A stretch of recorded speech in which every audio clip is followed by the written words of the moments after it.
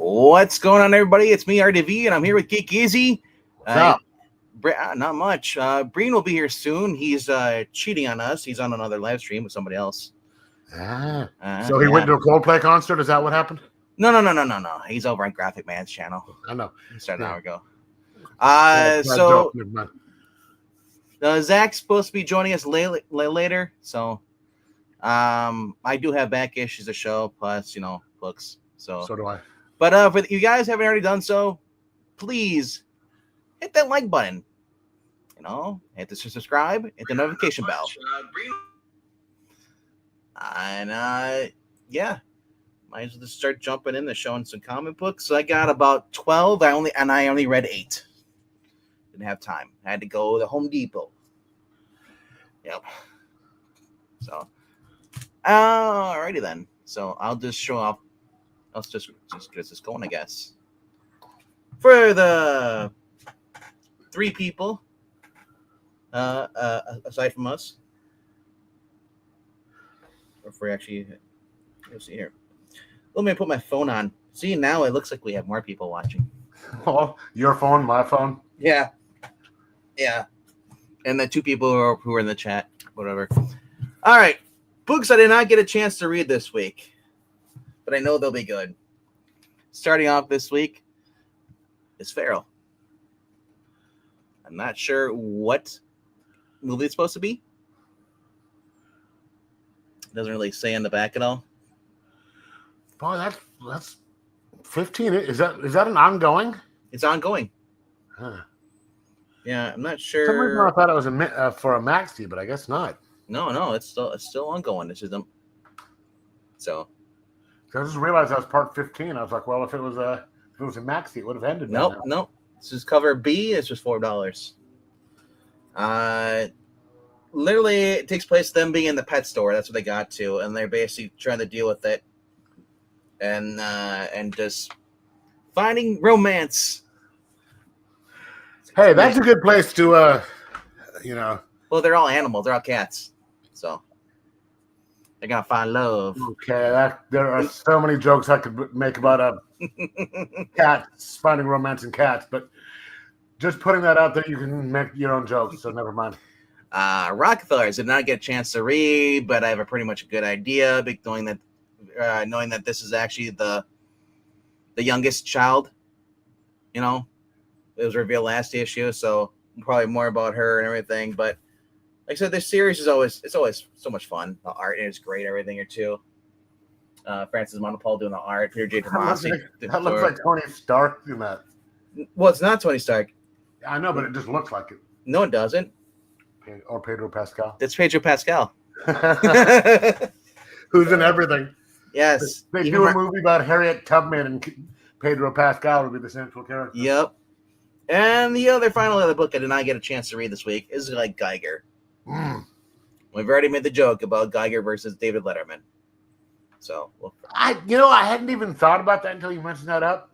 Yeah, we talked about it on Tuesday. I think Breen brought it up, or Zach, one of the two. But I cannot see it now from this one. But if you look on the inside, he doesn't look like him. No. It's only that is a fair assessment. Yeah. But man, once again, the art in this is just fun in these books. This is Gary Frank doing the. Actually, no, it's not Gary Frank. It's Iman Winkle taking over for Gary Frank. Gary Frank did the cover though, so Gary Frank had to step away. They brought in an alternative artist, and that's still good. Yeah, Gary Frank is too busy. He's doing his workout channel. No, he's actually doing a channel called "Getting Frank with Frank," or "Let's Get Frank." But overall, though, like I said, this series has been fun. That's Robert Frank, to me, I would have put this in the category a book. I started out reading it, didn't care for it. As it came out with the second volume, the series quality picked up, and I just really enjoyed it. Same here. I mean, there's only a couple that I've really enjoyed from the beginning. That'd be Hyde Street and Junkyard Joe for me. I didn't. And Red Coat. Those are the first 3. There's only 3 that I've enjoyed. What's Red Coat, Hyde Street, and a couple of them. Those have been good since the beginning. Everything else is gotten so much better as they go along. Well, yeah, that's kind of how Rook was. Yeah, same thing. It took me a while to get into Rook. So, all right. 7, 8. So, number 9 for this week. Of course, is the bottom of the barrel. But as we keep on saying, if you read this as being Elseworlds, it's all right. But to me, it's just more. Remember, for those who read Batgirl number 50, the final issue of the Castellucci or Castellini, whatever it was, I think it was the Burnside one, whatever. Where basically she says like, oh, you guys get allowances? Oh, I don't get any whatsoever. It's like, she comes off very feminine in this, very bitchy. Everybody turns on Bruce in this. At this point, like, there's so many flaws with his books, but I don't know. I'll kind of want to stick through it because I'm one of those persons. I need to see something at the end. It could be the worst movie. I want to know how it ends. But the thing is that this takes place because it does. This is not Elseworlds because it does acknowledge that Bane killed Alfred. Yes, but okay, the scene in the hospital where Barbara goes to see Jim. He knows that she's Batgirl. Okay, so when did she tell him? Or did he just figure it out? I don't know. I don't read Batman comic books. So I imagine he probably knew since when she got shot. I'm guessing. Just like Jim knows that Bruce is Batman. He just doesn't say it out loud.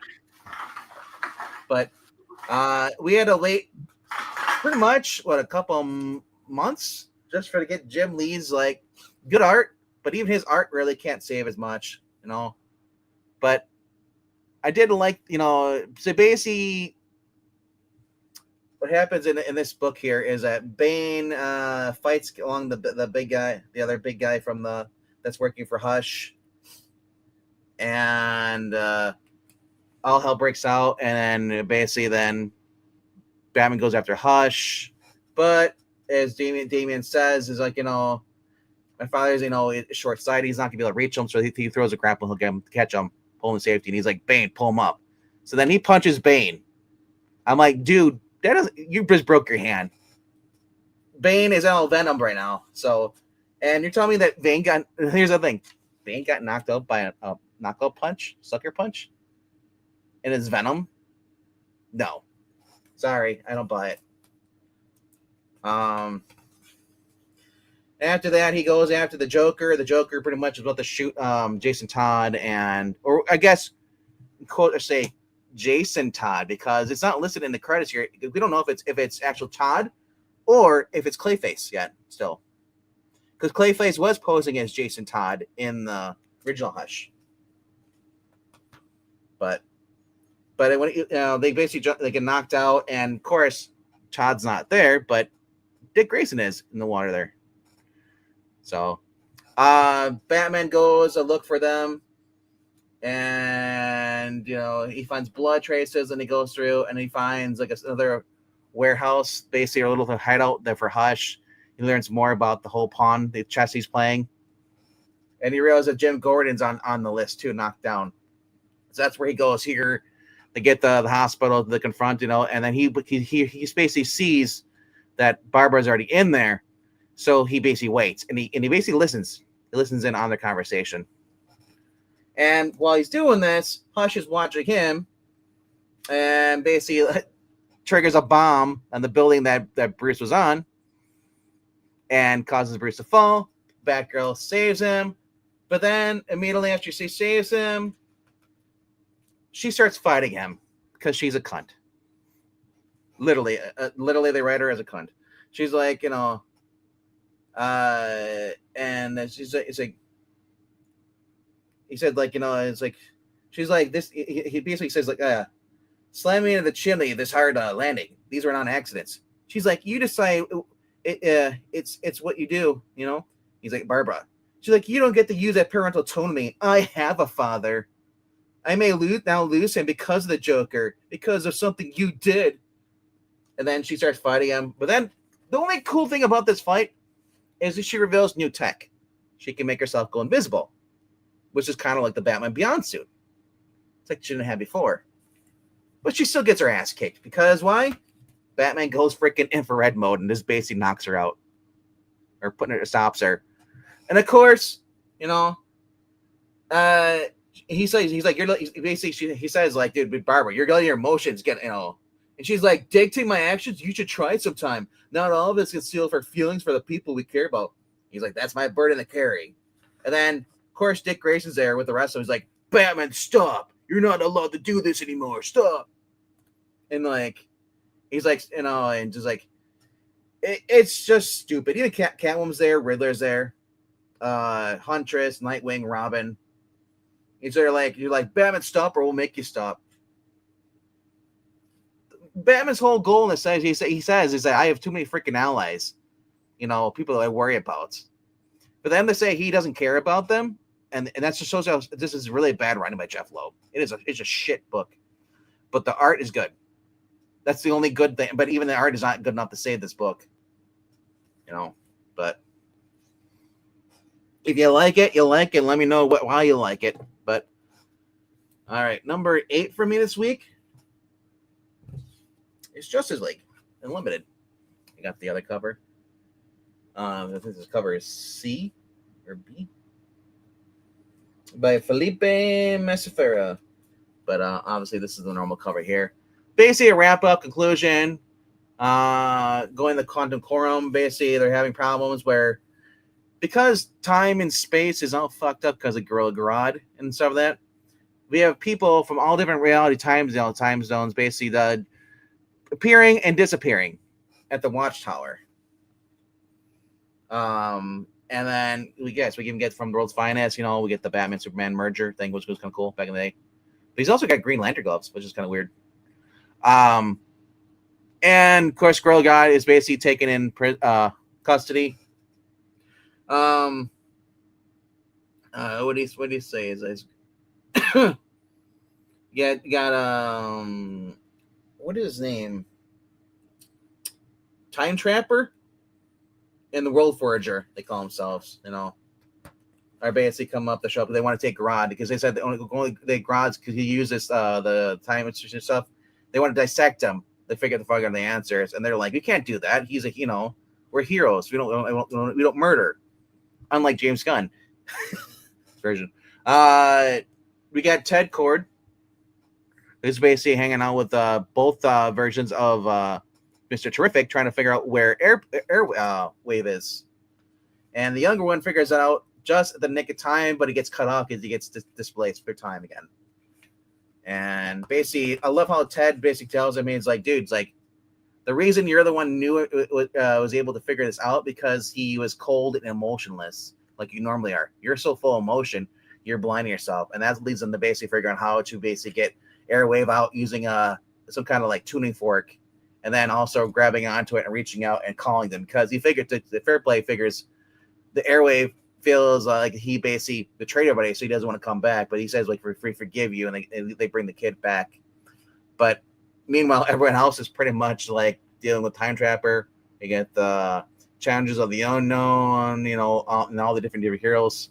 We get 2 different Plastic Mans, you know. Evan Starr is there too, and just all these different things. Like the art in it is really good. I believe it's Dan Mora doing this, right? I think. Dan Mora, Mark Waid. Like I said, everybody says like Mark Waid's a dick, you know. I don't like his politics. I don't like him as a person, but I gotta give it to him. You know, he actually is a creative when it comes to writing stuff. And I don't know if it's because they have him on a leash, what he can and cannot do. Because for those who read the DC New History thing, he basically decided to say that there's no the Justice League of America never existed. It's always just been Justice League. So the America part wiped it out. And a lot of people are pissed about that. That's a new issue that came out this week. But yeah, we even get Azrael here too. The original 90s stuff. So I love we're getting all these different heroes. Supergirl decides basically go attack them because they're in a force field, but she's always like, maybe next time, bitch, like the force field that goes under your feet too. Because she burrowed under. But yeah.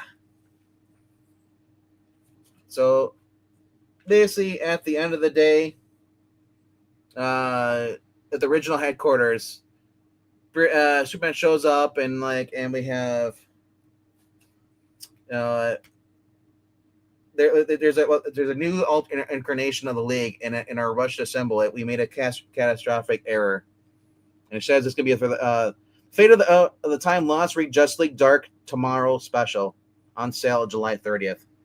So it's leading into a new event. We also get the Greg Rucka and Nicola Scott, who's actually a really good artist. And then Greg Rucka, when he's doing Rebirth, was really good on Wonder Woman. But you get Nicola Scott is a great artist. Yeah. Cheetah and Cheshire robbed the Justice League. So anytime I get to see Cheshire and I get to see that kind of art, dude, I'm down for it. I love Cheshire. I wish she was used more often. Yeah. I'm sick of Lady Shiva. Cheshire is where it's at, bro. So they get a preview for that in there. Moon Knight this week was their legacy number 250, and so they did an anniversary thing. It's basically 50 years of Moon Knight. So I got the variant cover. So I'm not sure who it says on here. It says it doesn't say who it is on the cover. It just says Paulo S, whatever it is. But basically you get a oversized 40-page for $5.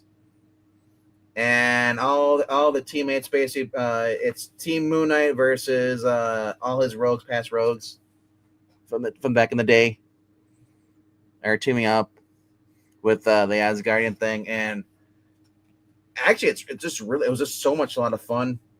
Everybody getting involved. 8-Ball actually doing some cool stuff in here too. And Tigra getting pissed off and just letting go because she loves when she can just go all full berserker mode. It's like she's like, and I love what he says. He's like, I'm going after Fairchild. And she's like, you go on, Mark. Us cats like to play with their kills, and I'm not done here yet. He's like, oh God, I love you. And she's like, heh. It's like that's a cool spot right there with her tail wrapped around her leg like that. Yep. And then Moon Knight doing the suicide dive and everything. But then, so he's going after the Fairchild in here, and Fairchild's like, "Oh yeah, I beat you one time before." He's like, "Bitch, I ain't arresting you. This is an execution. I'm killing it." He pulls up the sword. He's like, "Oh," and he's like, "Oh shit, it's that sword, the God Killer sword, pretty much." Ginnar. He's like, "Oh," because it basically takes your soul and traps it inside the blade. And he's like, "Oh fuck." So. Yeah, he runs and he manages to escape into this house, which kind of I thought it was the Midnight Mission, but the person basically Fairchild was talking to in beginning asking for help, cut him off, it was Zodiac. So I'm liking how his photographs make a crescent moon in the background too. That was really clever. Like I said, it's a very fun series. For me, it was worth the $5. All right, then number 6, Tom Sinoski's back with Vampirella Armageddon. This continues from Vampirella Strikes, which was a continuation from I think there's this is a third volume or a different title change he's done, but it's all one story. It's been since back in the 90s when he did Vengeance of Vampirella. They brought Vengeance of Vampirella back again, and 25 years later, finished the story, and then he did Vampirella Strikes, and now we're getting Vampirella Armageddon, and it's supposed to be if you're not caught up on this, also Cure Ball is doing the art on here too, really cool. But so you're kind of gonna torn apart by the blades of the sand that she's in the sandstorm, so it's cutting her flesh. So it turns out that basically in this version of the world, after Nyx basically conquered the earth, and killed off a lot of the people, let the monsters run free. So now the monsters are coexisting with the humans in towns, and on the lower levels, of course, is where the rejects go, the ones who cannot look human, or on the bottom level, because there's still prejudice in the world. Racism will always be in the world, according to the Vampirella series. But she's teaming up with this werewolf guy, and they're hunting down. Wouldn't it be more speciesism than racism? I don't know, but they're hunting down because there's someone who's abducting people. They find that people are going missing. So of course they end up finding the people who are running it. Turns out they're were-coyotes. So the werewolf has to fight against were-coyotes. Like, son of a bitch. And he's like, I thought you guys were all dead. He's like, nope, we're still alive. Like I said, get really clear in here. I said, they are not afraid to show that Vampirella is a woman. They're giving her lots of cleavage. Shots here too. And at the end of this, Vampirella chases them. The main guy, where they're sending people through a portal, and it's a pentagram on there, on the bottom. You see it there. She goes in there and she realizes where she ends up getting sucked into the portal. Vampirella is now in hell. The souls people were being taken as prisoner and thrown into hell. So of course she has to fight against the people. The people are there, and then she gets caught in that freaking like hellish sandstorm. And she fights. She's like, oh, she's like, please don't let me be where I think I am, And she, of course, she's like, yeah, fuck, I'm in hell. And at the end, she basically. It says Vampirella knew that she was no longer on Earth and had a strong suspicion to where she had ended up, but hoped that she was dead was wrong. Yeah. Of course, again, they got these rider guys. They're like, yep, welcome to hell, cursed one. And it kind of leaves off right there. This has been actually getting, I've been actually really enjoying this series. Tom Sinoski has been my number one Vampirella writer. I did not like what Christopher Priest is doing the self-insert, giving himself his fantasy of knocking out Vampirella and having a kid with her. Like, I don't care for that. Or before that, you had Mark Russell doing, Vampirella's in therapy for the whole entire series. What? Yeah. But yeah, like I said, this has been really fun. I've been enjoying the series for Vampirella. I'm just glad it's none of that Gail Simone crap influence. And what's up to trusty sidekick saying we need Scooby snacks. Like, you can't handle that Scooby snacks. They're all gone. I need Scooby them. What's up, Jay Lucian? What's up? Someone or something is missing because Breen is showed his books over on Graphic Man's channel, which was I guess still airing. So if you want to see what books he had tonight, go over there. He said he was going to be over in a little bit, so that was about a half an hour ago. But and then Zach's supposed to be around here somewhere too, eventually. But number 5 for this week for me, Saturday Morning Adventures, Ninja Turtles. This has been great. Hey, what's up, One Sick?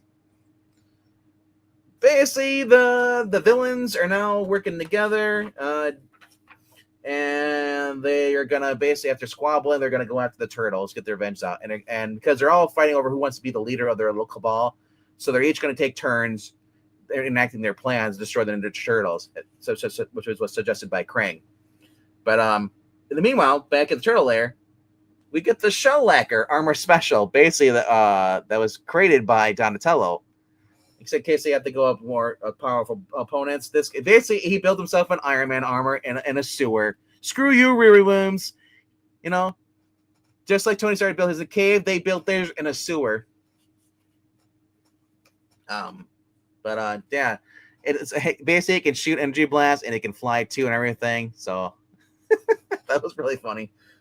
But yeah, the Cabal. Yeah, you get the Cabal kind of squabbling over who gets to be the new leader, because Hobbs, who's basically the guy who looks like Sonny Crockett, has been basically filling them as a leader.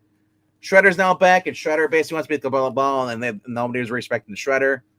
And then the other thing is that the dragon, freaking, even though he's not, this is freaking Miami Vice callbacks, because he's got the same outfit that Tubbs would wear. So, yeah, Rug says hello. Oh, hello to you, Rug. Wait, shouldn't I say welcome? Because Rug should say welcome, not say hello. Yeah, so the dragon decides he's going to go attack the turtles. Michelangelo comes in and pretty much saves the day, because he grabs the turtle armor. It shows up, and because it runs on thought, which is another thing too. Is that like you basically your mental commands controls and how it goes. And Donatello's like, son of a bitch, Mikey can control it better than I can. And Raphael's like, you see it. He's like, yeah, don't remind me. But overall, they have fun. Mikey ends up basically defeating the dragon, but the armor gets ruined. He falls into like the river. I guess Hudson. I'm guessing it's the Hudson River because they're in New York. And at the end, after they defeat the bad guys, the armor's destroyed, but where some of the turtles were against basically using the armor in the first place, but as Splinter says, is like, hey, even if the army is no more, you're wise to be prepared for conflict, my sons. The tech today suggests that the Pantheon might become a regular adversary. Basically, says like Ninja uses any tools is available to him that suit his purpose. So he says it's very fun for a kid's book and enjoyable. Eric Burnham, the guy who basically was writing the IDW Ghostbusters, with Dan Schoening the art. Schoening has been doing the art off and on this book. He's been taking turns with this Sarah Meyer. So this is cover B. I like it because it has Mikey basically his butt's on fire from the dragon fire that blasts at him. That's an awesome cover. All right. And then we got number 4 for this week. Green Lantern is a place to be. Starbreakers basically follow them. Actually, this is a wrap-run cover, in case you didn't know. They're in Gem World. Because in order to light these new lanterns, they need gems from Gem World. So Hal and John, Guy, and the rest of the Green Lanterns basically go, and Carol, they need to get gems in order to light these lanterns. They're going to light all of them because they said that they'll basically restore balance to the emotional spectrum. And meanwhile, we got they do the sour lantern. Basically these idiots. Like, that's the one thing I thought was hilarious that they added to this. GM's doing, because they've had all the different emotions except for depression. So depression is a new Spectrum lantern. Because you had what was it? Hope, love, rage, greed, willpower, and just like, so now they have or fear, and now those who can channel Great Depression can be a lantern. I've always kind of wondered, because willpower is not an emotion. It's, so there's a whole theory. You know what I think it is? Willpower is actually courage, unless that's a different one. Because the blue is hope. The Blue Lanterns, I was out there, hope. And of course, there's also black. The black wasn't an emotion either. Well, that was Necron using controlling the dead. Yeah. But anyway, they get there. Carol meets 15-year-old princess of Gem World. I forget what her name is. Amethyst, I think. Amethyst, yeah. So, meanwhile, they're talking to the droid from the Green Lantern cartoon series, and she says, like, it's like, hi, my name is Aya. I have been trying to return to my ship for a long time. Thank you for setting me free. Query, why have you been flying the Interceptor backward? And Connor's like, well, Hal's the one that's been flying it. So they've been flying their spaceship backwards the whole entire time instead of forward. They've been going in reverse. That's why they were going so slow. Yeah. And she says, like, queer. She's like, Hal Jordan's alive? Yeah, sure, Hal. I'll kill Wong Razor. And she's like, Razor? Oh. Apparently, I never watched the cartoon series. Our boy Zach, he's not here for some reason, could probably talk more about this. He watched the cartoon series. That was the CG one. It looked like crap to me. I don't like CGI when I saw that. Does he have a lot of like gold chains around his neck? Razor? No. He's not a Ramon. Okay. No, he likes the New York Dolls instead. All right. But anyway, so they're in there and they realize, oh, so, they're like, it's in this cave here, and it's guarded by this guy, this dragon called Henry. And guy's like, oh, I don't need your help. He goes there and he's like, oh shit. But he runs out. The dragon, got this giant emerald dragon that's basically chasing them. And guy's like, don't worry, I got it handled. Of course, the Stormbreakers are I guess Starbreakers are now basically attacking now because they need the gems too to light their lantern. So there's this all-out battle between them. Basically, Hal decides to basically do something that he that's something what Hal would do.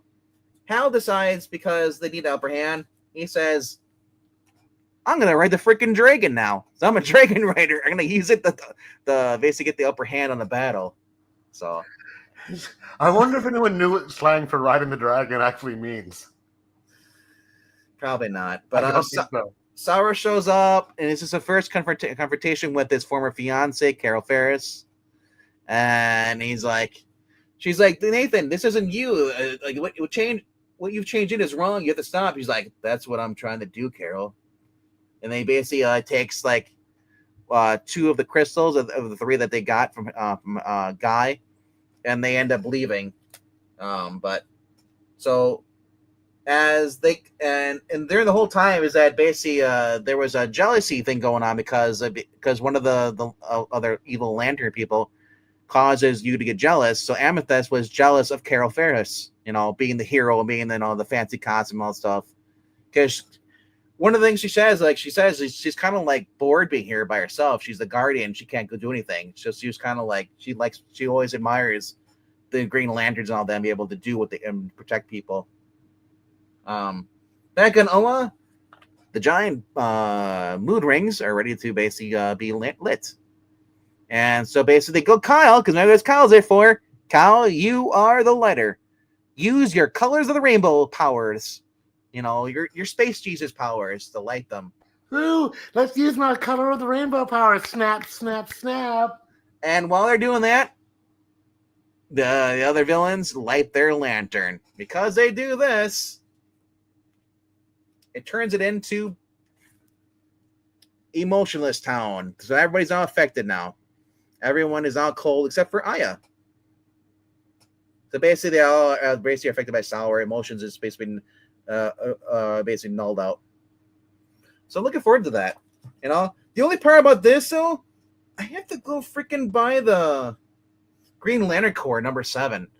With the book I've been dropped because it's not even written by Jeremy Adams whatsoever. His name is on it. It's the other dude that's writing it.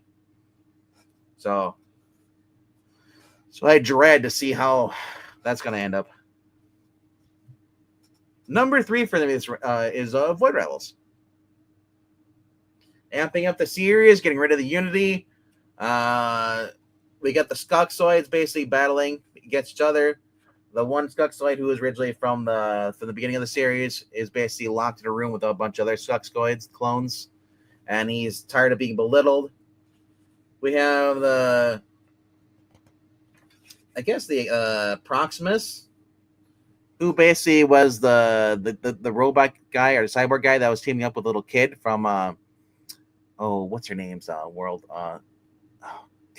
Collar or Sala's world. He's now sitting on the throne there in Zertonia, only for the former ruler of Zertonia to show up because he's now been converted now, and those two get into a big old fight, and he literally just destroys the guy, takes him apart. You get to see him, and I'm like, my first thing is like, this guy's a cyborg. And you know how whatever her name is, Circa, whatever it was, how she was able to basically be powered up by Energon. I'm wondering, is everyone on both these worlds an android? Or is it just this guy who basically lost his limb, so they turned him into cyborg because he has a face like that? So I'm wondering, are they all cyborgs on this planet? But yeah. Yeah, but anyway, so then we get these two kind of fighting, and their plan pretty much worked together to get uh, whatever their plan was, a distraction, whatever. But meanwhile, they have to go out because of proximity, because the guy from Zertonia has now decided to wage war on their planet, and basically they want to take over, conquer it.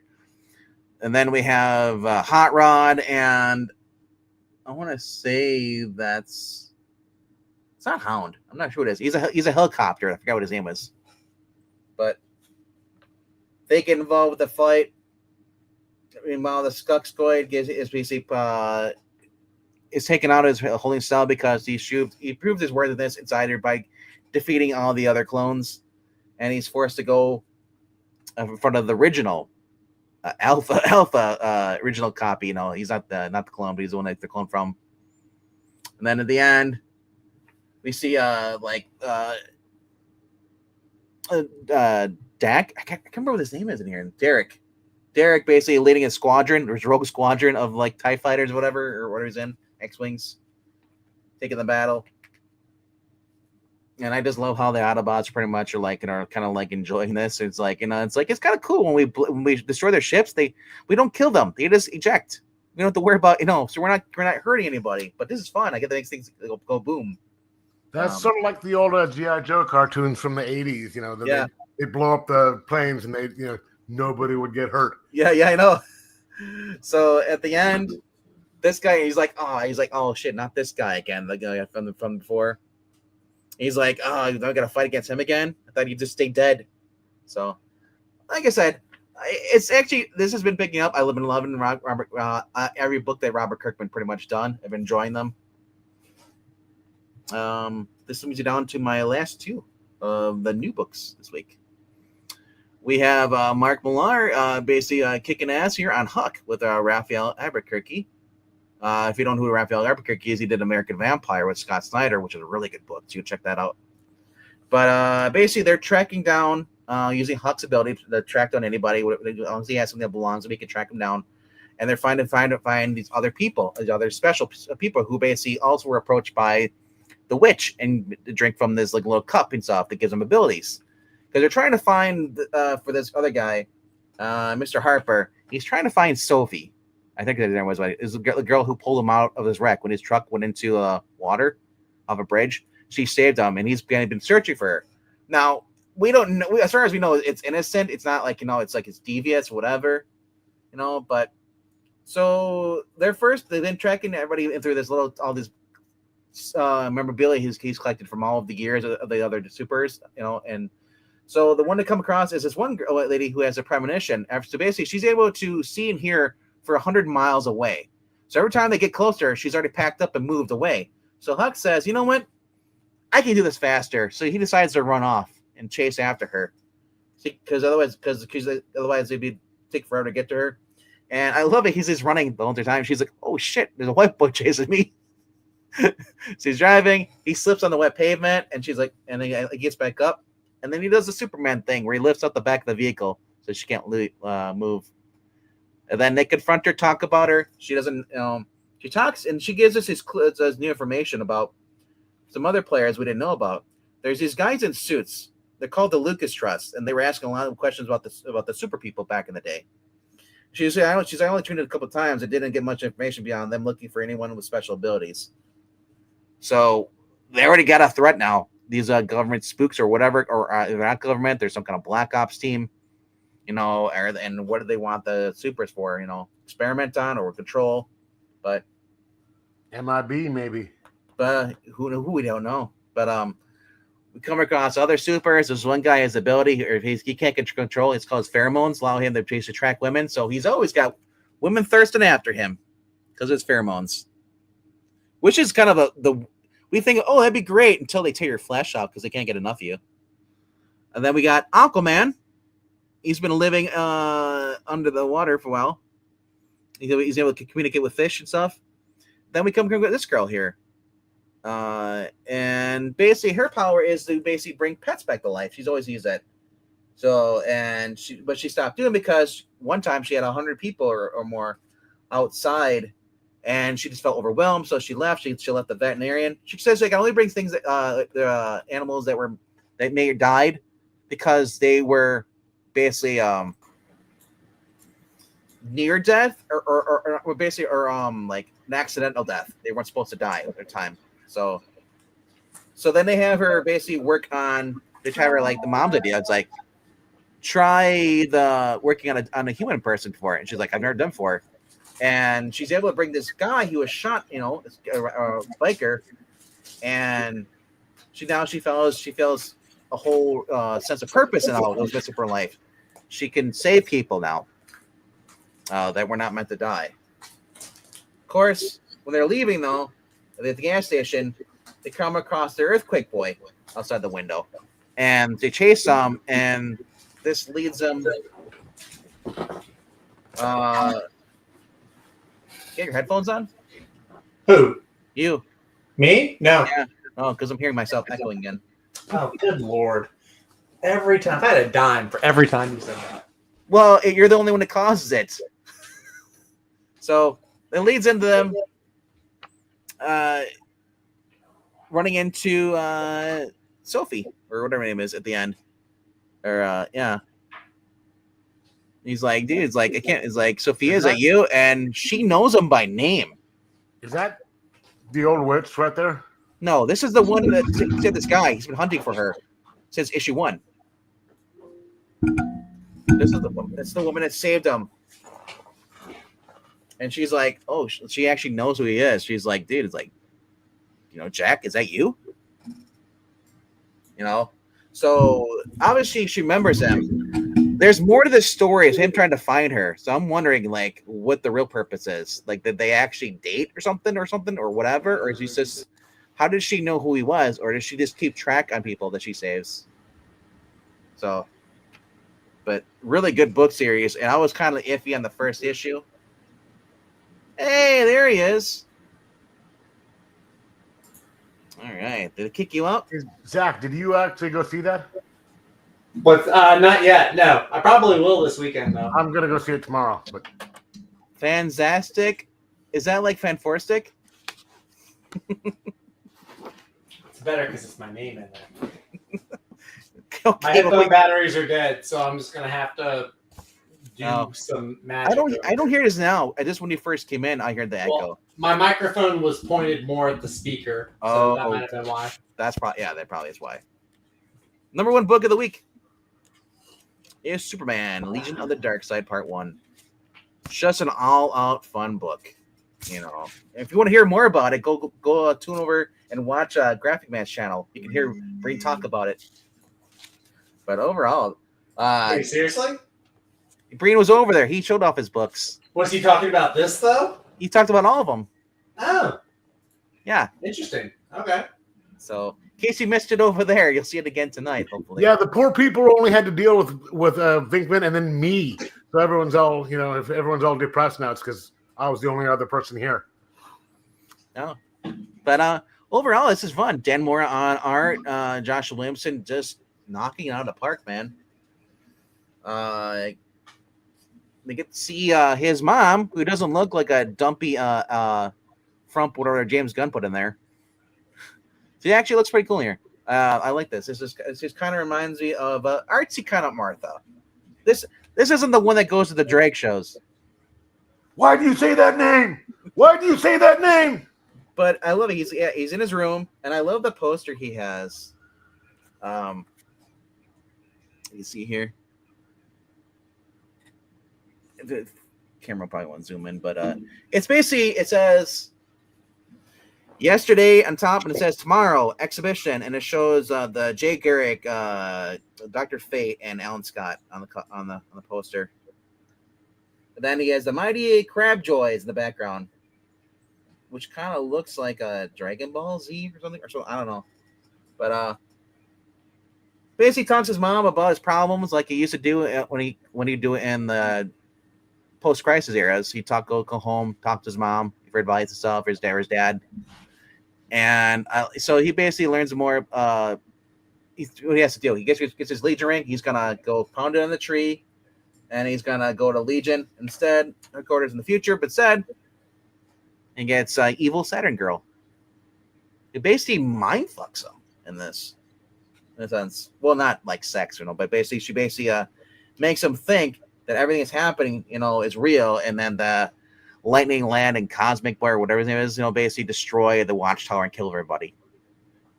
So it draws him to go into space, and he's punching him, and like I said, that guy's dead. There's no way he's alive.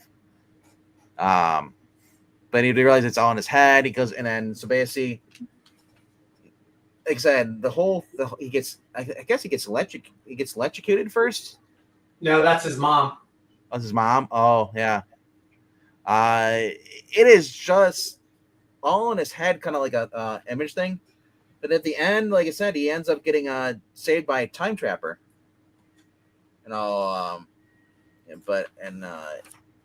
It's just an overall fun book setting up for what's next. The next event that's going to come with the Superman.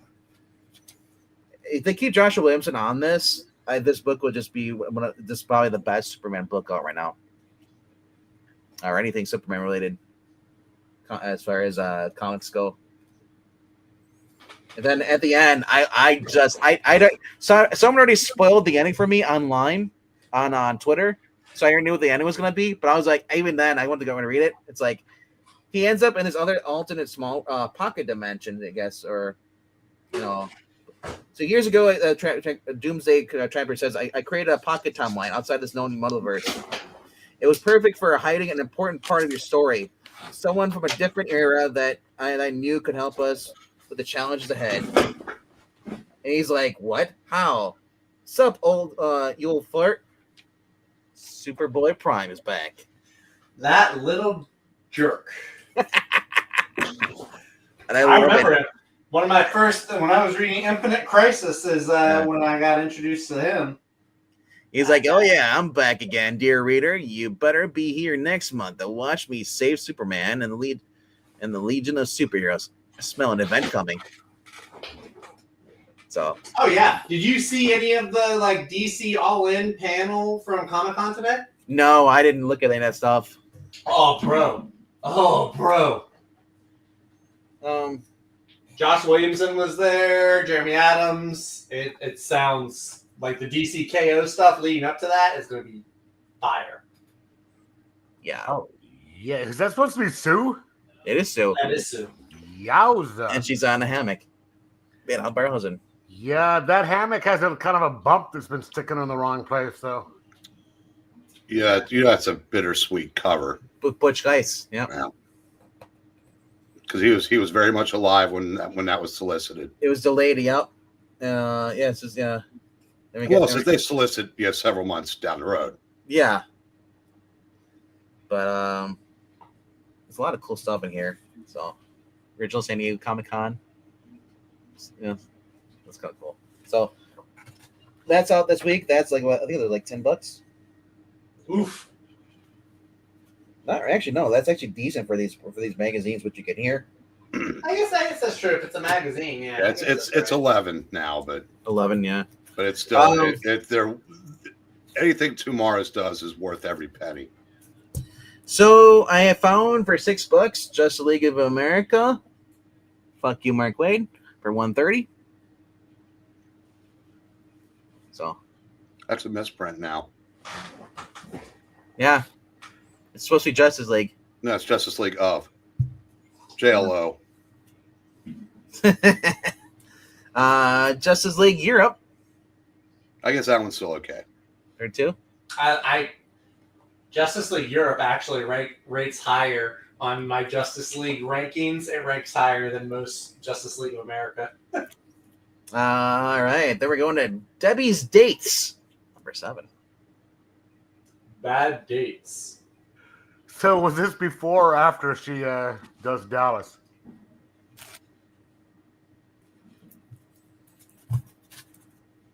If we don't acknowledge the joke, it doesn't exist. I didn't get the punchline. So you're putting it in the JLA category of existence then?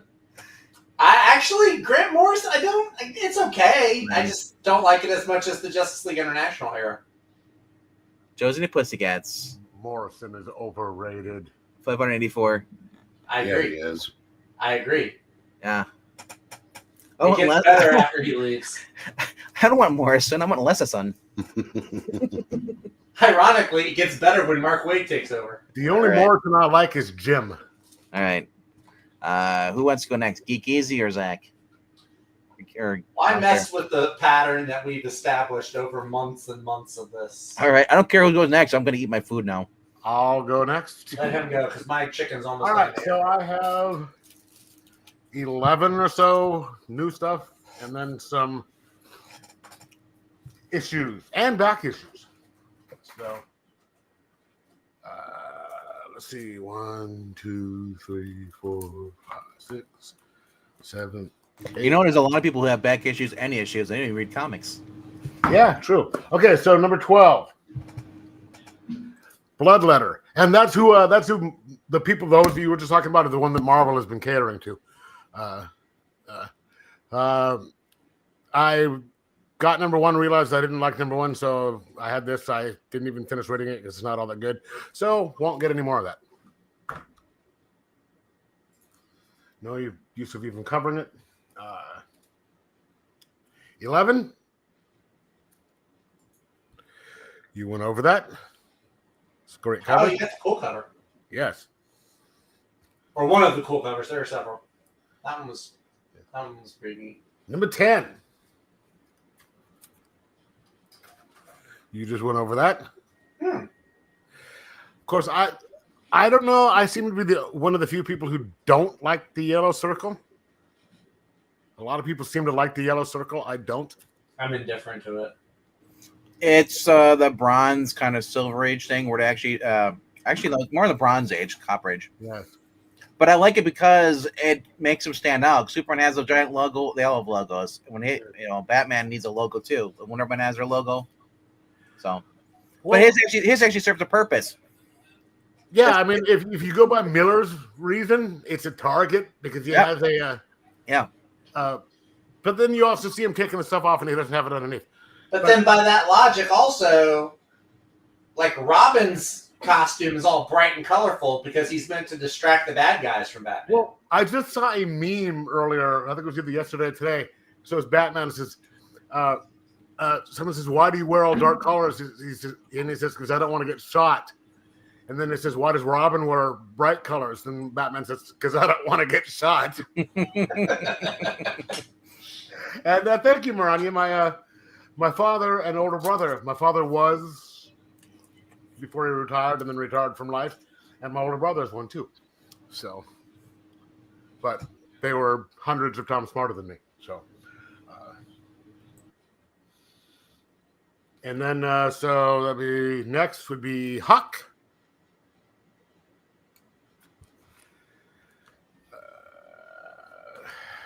Green Lantern. Hey.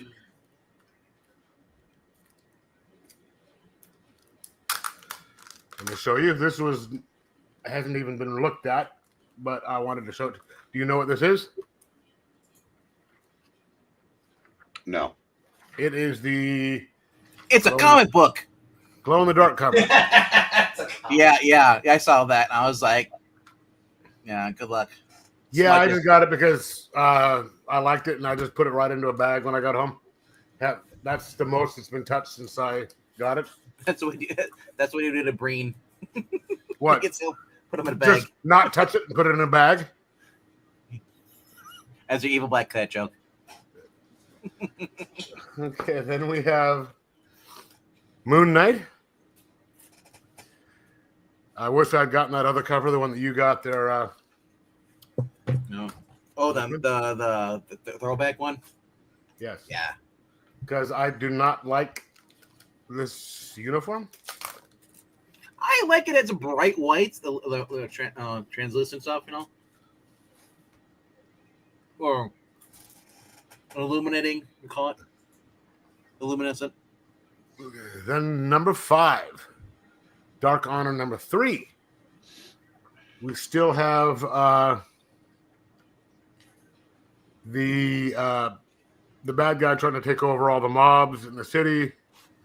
The city. And what they're doing is since it is taking place during COVID, that what they're doing is having some of the people dress up like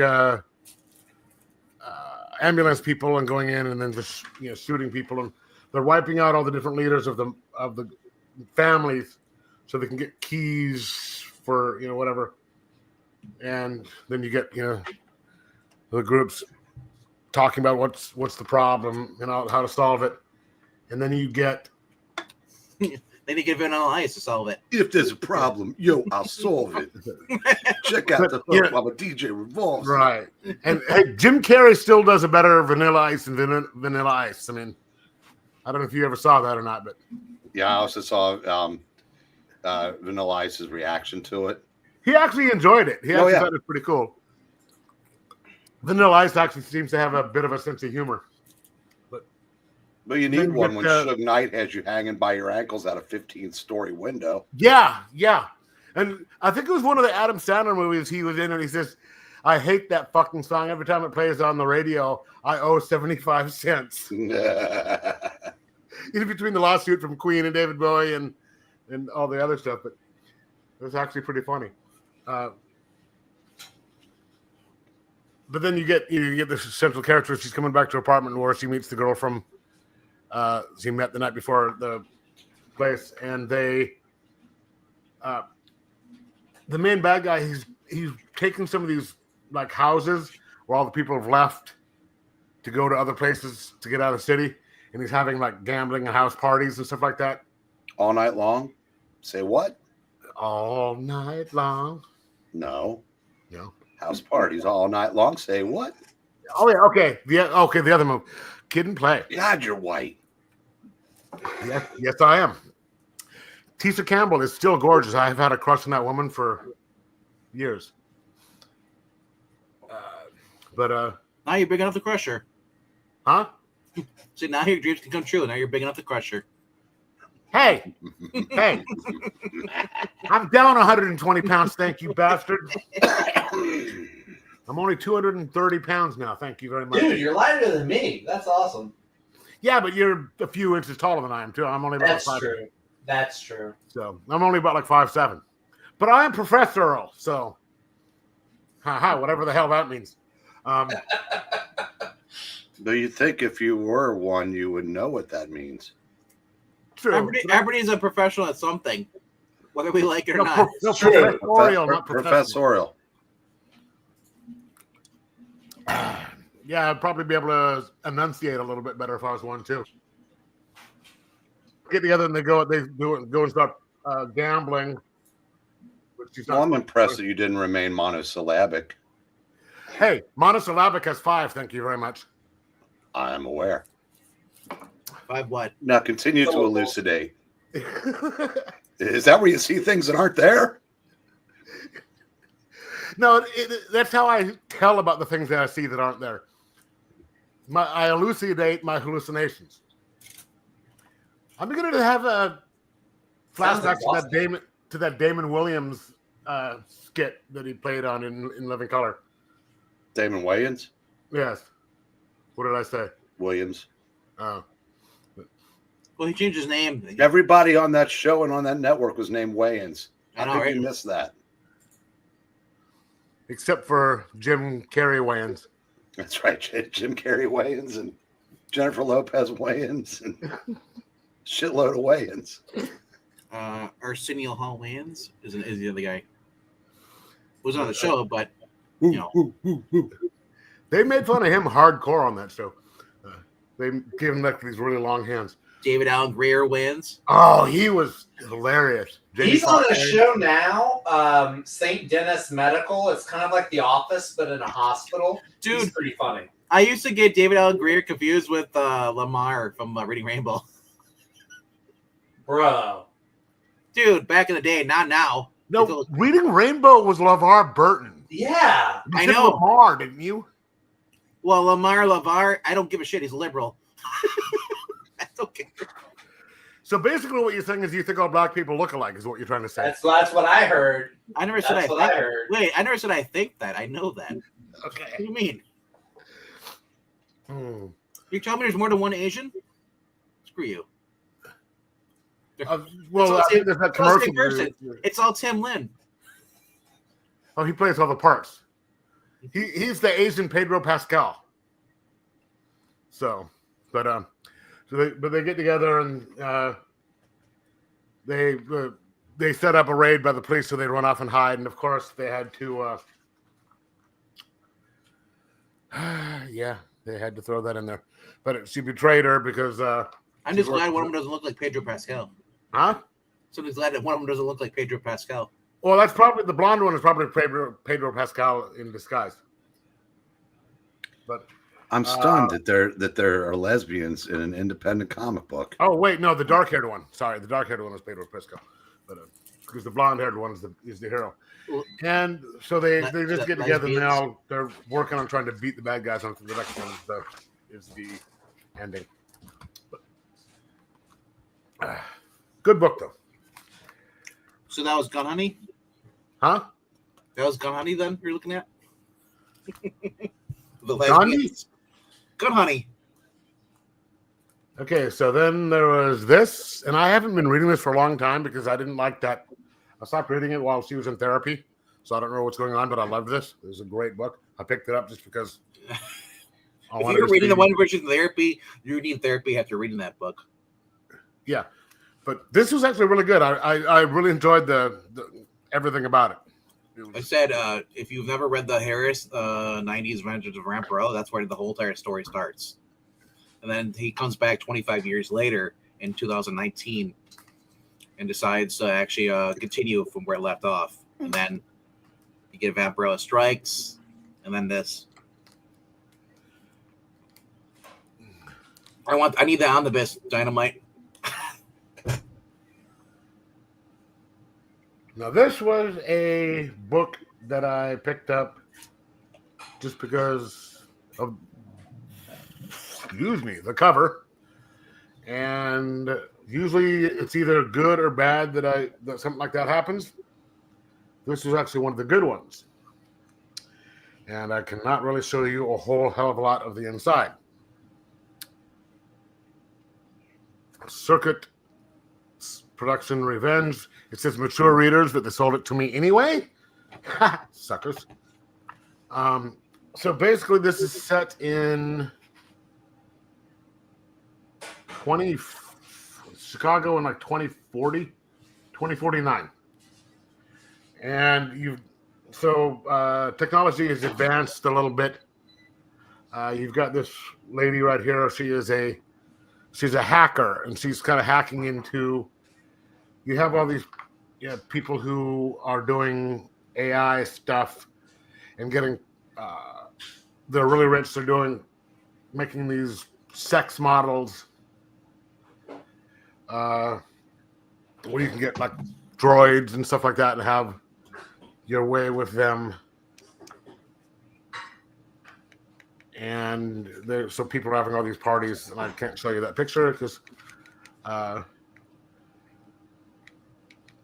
But I guess there's, some of these people, they're so rich, they have these, they got the Supreme Court giving a 13-4 ruling, saves a privacy loophole where these really rich people can have this privacy shielding where they can do stuff behind it. It's hard to get through. And that's what this woman is trying to get through because she's going after this guy who is using his droids for nefarious purposes for himself, and he gets skewered and his insides come out. If you ever heard of pegging, you'll understand how that happened.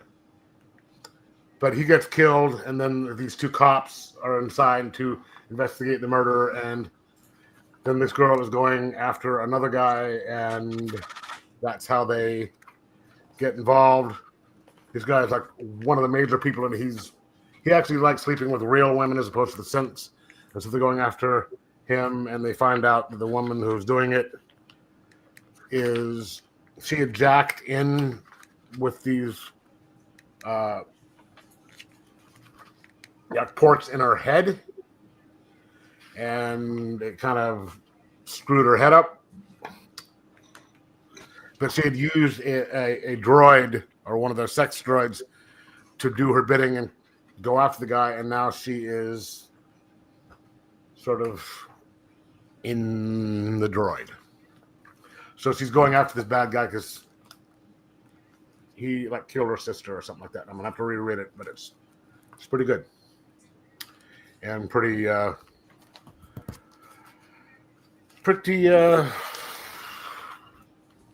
lots of weird stuff. Number 2, David Letterman versus Geiger. Went over that. The late night wars. Yes, which the only one who was winning the late night war would be a little short guy with the initials of GG. But Gilbert Godfrey? Yes. Even dead Gilbert Gottfried's funnier than all 3 of the network people. Well, 4. You got the Seth in there. Oh, yes.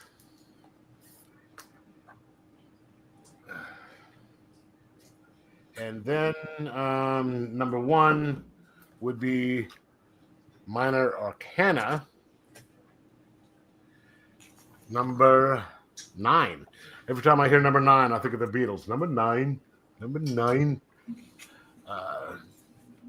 And she wakes up to find that her mom is staying over the night. Well, okay, I don't know if you know this. Okay, the main character, she had come back to her town and she hated it because her mom is dying of cancer. So she goes back to help. Her mom ran a tarot shop, and they did not get along. Main character, she's sort of a friend of Bill W., if you understand what I'm getting at. I'll drink to that. Yes, exactly. I've never been a friend of his, but I still don't imbibe. But she takes over her mom's shop, and she thinks that it's just basically a scam. But she actually has a gift for it, and it works. And now she solved the initial thing, and I don't know if this was meant to be a miniseries. I mean, ongoing. But now she's investigating her gifts, and she's working for the police as a kind of a consultant. And she had helped somebody earlier, and now she has all these people coming in to see her to help their see things and find things. And she goes into this little place with a castle and a place that she gets to see things. And that's how she gets to, there's somebody in there and there's some weird stuff going on in there. She's trying to solve it. It has something to do with her past and stuff, but she hasn't been able to get that, but she gets answers for people. And you're dealing with her and a friend that I guess she used to date when she was beforehand. And there is a cannery that's going to take over, start up in the town, and they're trying to start it up. And so but people are trying to do a petition to shut it down. And so you got the bad guys in that. And there's also a group of people that want to stop the main character for some reason, and you don't know why. They're bad guys, but you don't know what their purpose behind it is, and they're keeping an eye on her. But it's pretty good. Then my back issues, we had at my comic shop, once a month they have what is referred to as a geeky, like a geeky show thing where you can rent a table and you can sell stuff. And summertime they keep it outside, wintertime they do it inside. But this month was the Comic-Con, not Comic-Con, And there was only, weirdly enough, only 2 people that sold comics there, which I was just like, well, I guess it's like most other Comic Cons now. Most of them was not Comic Con, not comics. But I went to the guy who actually runs our Comic Con up here, Art at Comic Con, and he had some good stuff. But I got Firestorm the Nuclear Man, which is the volume 1 of. This was number 3, the first appearance of Killer Frost. That was a $100 book about 5 years ago. Really? It's not anymore, but wow. Yeah, I guess because she was on. What show was she on? Well, she was on the Flash show, but she's got real popular as a character because they were using her in all the Justice League Rebirth stuff, and yeah.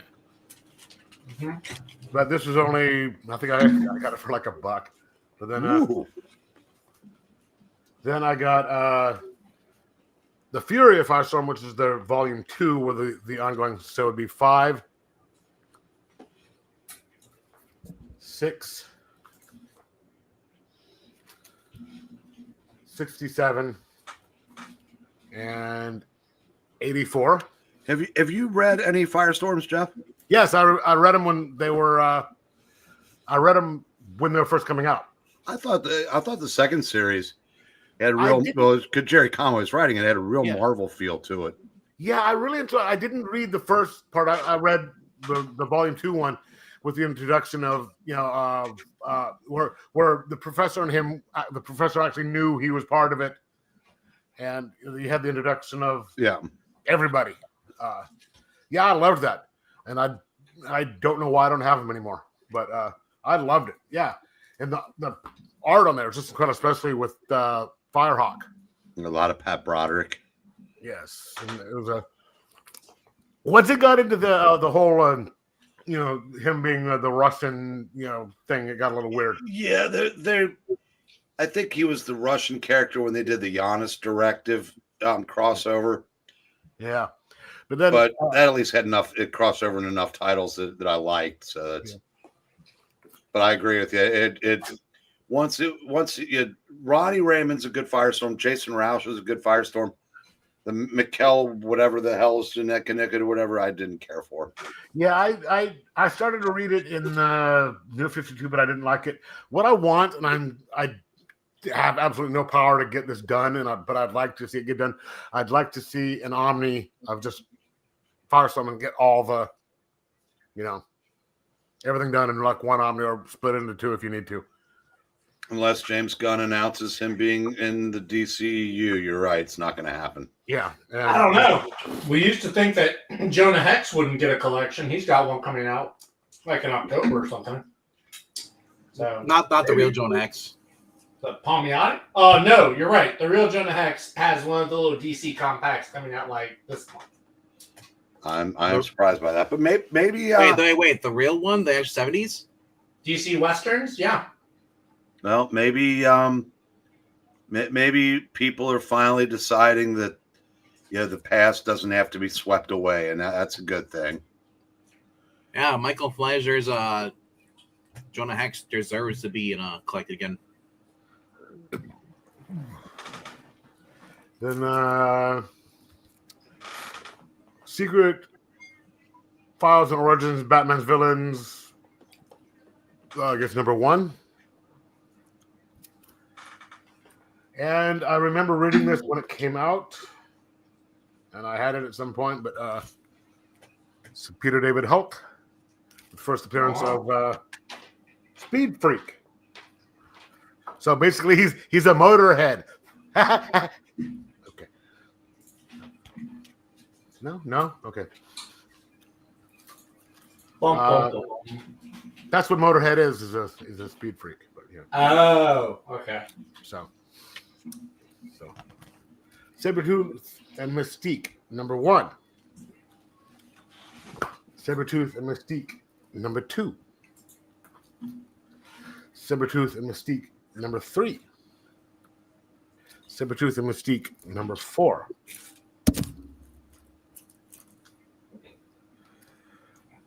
Ripclaw, I guess an ongoing series, number 1 and 2.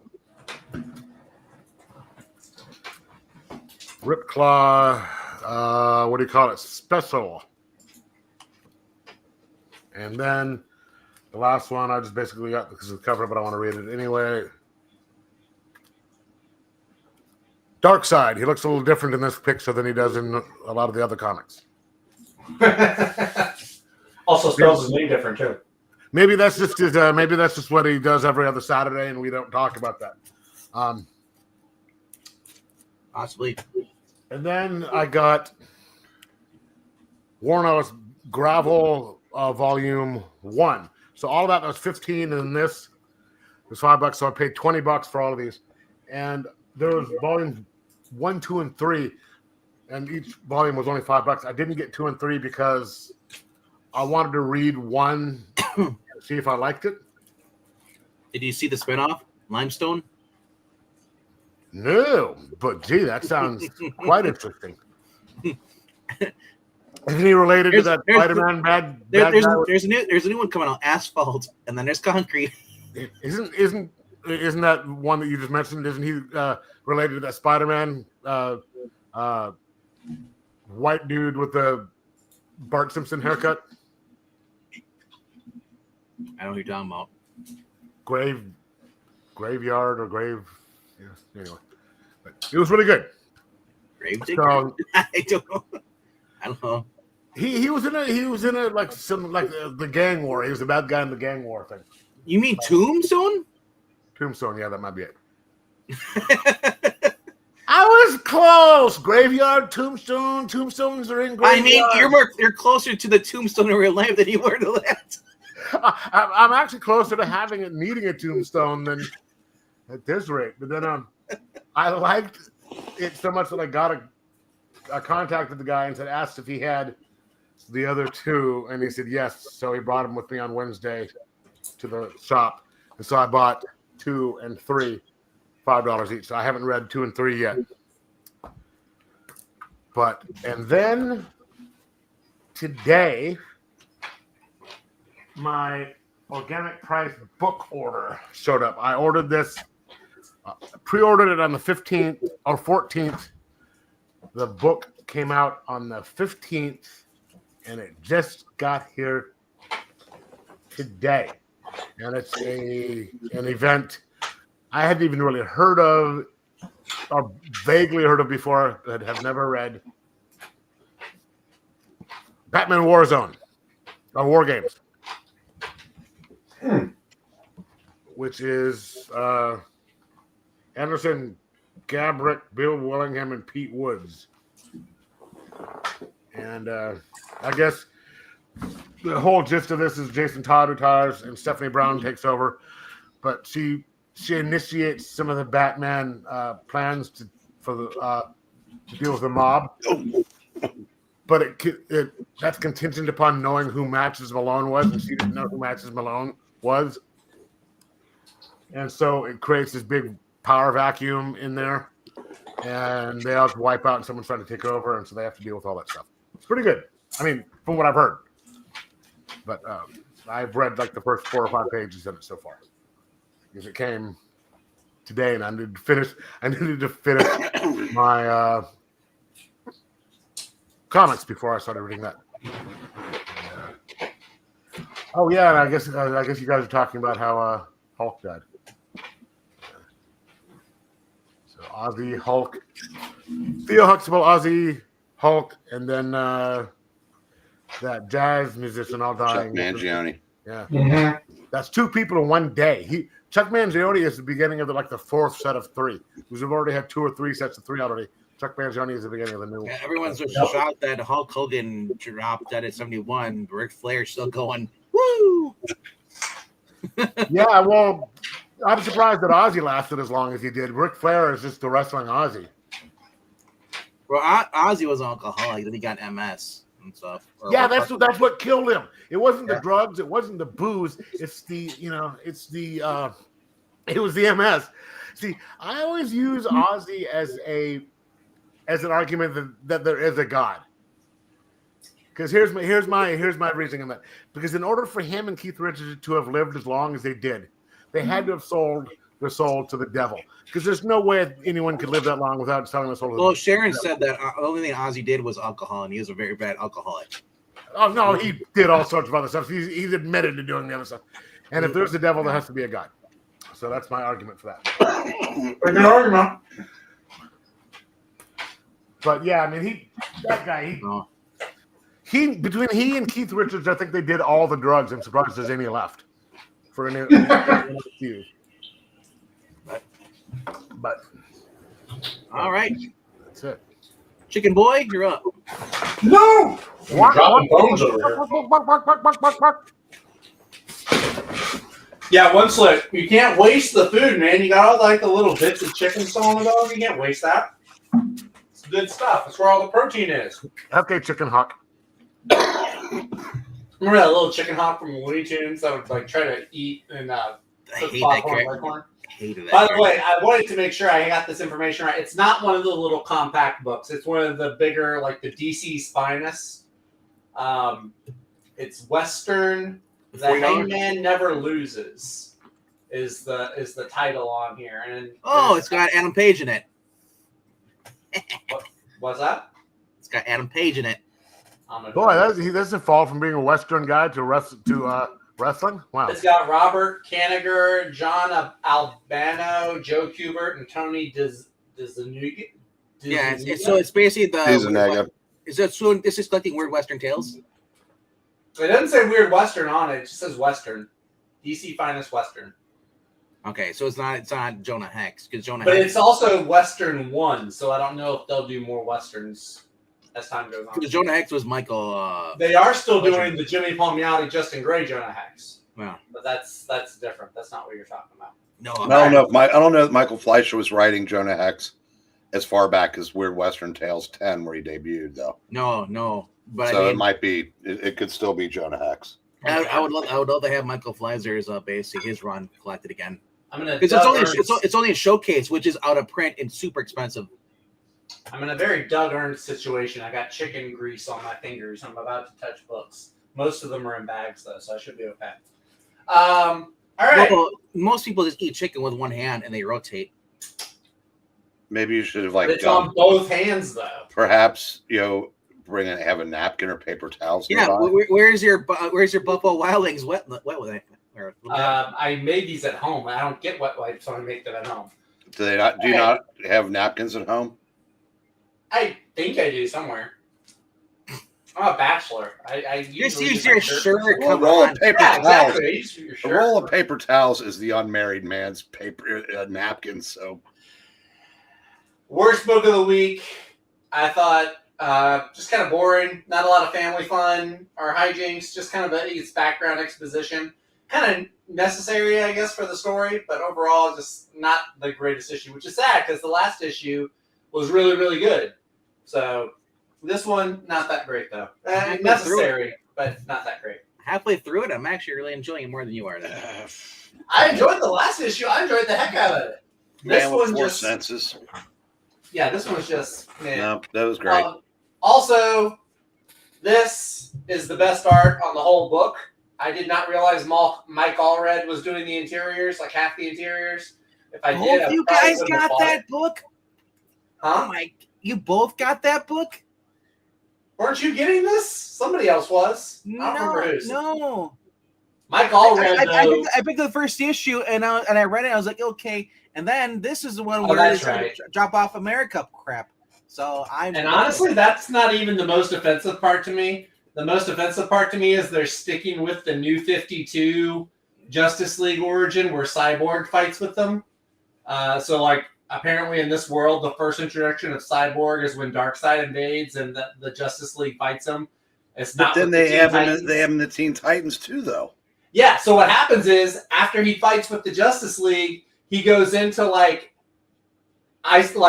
storage or isolation. Like they put him off to do like he has to recover. So they stick him in like cryo freezing him or something. And then he gets like waken up and pulled out of it when the new Teen Titans get together. Are you familiar with the term headcanon? Yeah. Well, it's time to employ ours. Oh, I've been employing mine for years. That's never talked about. I meant in regards to this. I know. Anyway, Mike Allred's art ruined this for me. The cover is the best. It basically goes all the way up to Crisis on Infinite Earths, and then it ends with like Barry Allen, like, this is how I died. That's it. That's all you really. What is Mike Allred famous for? Freakazoid? Madman. Mad. He also did Freakazoid, though, didn't he? I thought he did. Maybe I'm thinking of somebody else. I don't know, but I've never read his art. Void Rivals number 21 was okay. I'm honestly considering dropping Void Rivals. I have so many books that I'm pulling. I picked up like 11 or 12 books this week. So I'm thinking of cutting back on some. And this is not my favorite of the Skybounds, the Energons. So I might be dropping this soon. Wow. There's some interesting stuff. You have some Transformers in here. The Skuxoid pig guy is honestly, I think, one of the more interesting parts of the book. Brain, that's heresy. How could you say that? Wow. How could you say that? I didn't say it. I typed it. How could you type that? Well, Heresy. With my fingers. it was autocorrect. I mean, I think you got the little alligator mouth going the wrong way. One Samney is better than Allred. Anyway, no, if you've been liking this so far, I mean, there's more of it to like here. Yes, some fun action scenes, I guess. There's one that was very Star Warsy. Actually, Ethereal Dragon ruined one part of this for me because there's one page of the book. Bigman, if you've read this, you'll know. Oh, I They read do, it. like, the call sign, the roll call, and they're going through the fighter jets, and it's all the pilots like Squadron signing in. And I was like, oh man, I can hear unnecessary roll call in my head as I'm reading this. No, what I liked about it is it made me think about it. When they show the guy's face like a cyborg, are all of them, the Zertonians, robots? Because how did Derek's girlfriend get powered up with an energon? Who knows? So that's what I Yes, said. Jackson, alligator mouth. I don't know what the technical term is. Less than or greater than. No. Well, there's a name for it somewhere. Yeah, That there is is a name. a That is a technical name. term for it, and I think alligator mouth is the technical term. All right, I'll take it. It's a carrot. We got Huck, Big Bad World. I'm glad I have a bag on this. Issue number 3. Most of this book, honestly, I was kind of disappointed with. They do eventually get to the girl on the cover who can wake people up from the dead. Huck seems to have very little to do in his own book. He's basically just a plot device, which I haven't read too much Huck, so I can't say that's kind of the idea, though. Yeah. It's okay. Honestly, the story's not bad. Raphael Albuquerque's art in here is not the best that I think I've ever seen it. I think it could be better. It was okay though. It was pretty good. I like the note that it ended on, the cliffhanger, where he finally meets they finally find the woman that they've been chasing all this time. That's funny you say that. I actually like this art better because it's less scratchy. Really? Yeah. I don't care for it too much. Not only that, I like the scratchy. the whole story plot point. You basically, it's like, who are these agents? The trust or The Lucas Trust. That part does interest me. And supers are going missing. We even get Aquaman a cameo in there, was really great. And I want to know, is they going to build a superhero team with Huck on it? But I actually think the art in that was better than the art in Moon Knight. And, No. Oh, No, yes, Jeff. yes. No. I did not like the art in Moon Knight. And Anyway. I actually have a copy where they did not edit out the that Y'all one. need to get y'all's glasses checked out. Geiger number 16. Hey, if you think the Moon Knight stuff is better than that, you actually need glasses, Sunshine. I just had my prescription checked a couple months ago. Geiger number 16. This one was a pretty good one. I'm kind of curious to see where the story goes after the last page. Like, I honestly don't know what they do with the character. We'll see, though. This was pretty good, though. Then we got this one. I'm pretty sure nobody's talked about this book yet, so I have a first, a new one for y'all. This is from IDW too, of all places. We have Godzilla number 1. This is Tim Seeley.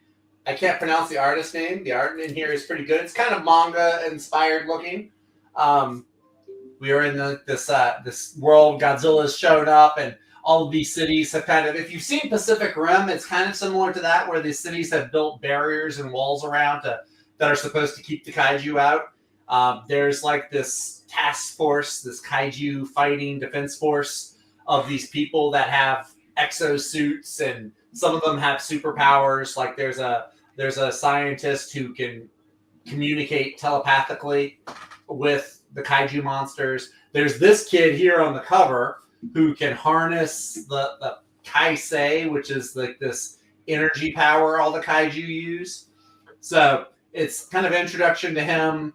And through him, we meet all of like the kaiju defense force people, and they don't fight Godzilla. Godzilla shows up at the beginning of the book, but then they fight a different monster Godzilla has fought before. He kind of looks like an armadillo, Angulus or Angular. I forgot his name. I have a toy of him somewhere. I used to. Anguirus. Anyway. But yeah, this was pretty solid. This was a pretty good first issue. I really enjoyed this. IDW, they have several more Godzilla books coming out. I think next month, maybe. I'm going to check out at least one more of them. But yeah, this is pretty cool. This is actually a good book from IDW. So kudos to them. I don't think Heather Antos was involved in it. Maybe that's the secret to the recipe. Well, that's the thing. Yeah, she's not. She's not involved in the Turtles book either. I think she's attached to Star Trek. Which tracks. Did you see what they just did with the Turtles? Which is their best-selling book by a bunch. Which one are you talking about? The Jason Aaron one. Oh, really? They kicked off the team because for financial reasons and replaced them. Wait, I'm confused. I don't read that one. I hate Jason Aaron's writing. Well, apparently, I don't read Turtles, so I don't have a dog in the fight. But no, everybody that reads it seems to like this version. So is it just Mutant Ninja Turtles? Yeah, but it was their top selling book, and they replaced the creative team with the cheaper one. Well, if they want a top selling book, they need to get the actual good book, which is the Turtles Saturday Morning Adventures. Well, don't they publish that one too? Yeah, it is. Yeah, IDW does all the Turtles books. Yeah, but apparently the other one's selling better. Oh. And I said, I watched Wes's video on today. It's just from a business standpoint, it's like if you can't afford to keep your top creative team on your top selling book, how on the clock is IDW? My question though is that are people buying because they're Jason Aaron like virtue signors? No, apparently not, because Wes can't stand him. Yeah, I can't stand him Wes loves the book. It's just like I can't stand Mark Waid, but I like what he's writing. Because at least what he's writing at the moment, I said my favorite book is by a guy who everything he wrote up to that sucked. I can't read the new Turtles because that doesn't feel like it's even connected to the Archie stuff, which was way better.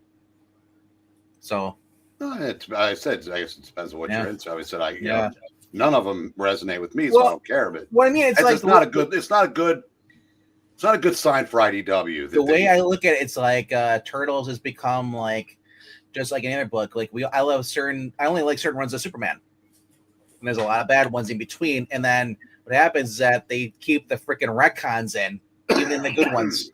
You're forced to do that. I guess it'd be like if Ultimate Spider-Man 21 was now being written by Steve Fox and drawn by pick a Marvel artist. I don't know.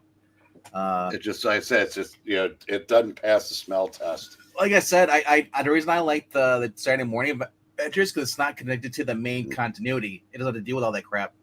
And it's a guy who actually the guy who wrote the IDW Ghostbusters. Zach, were you finished there, or do we just use this lull to stuff? I'm letting you eat chicken, and we'll figure it out.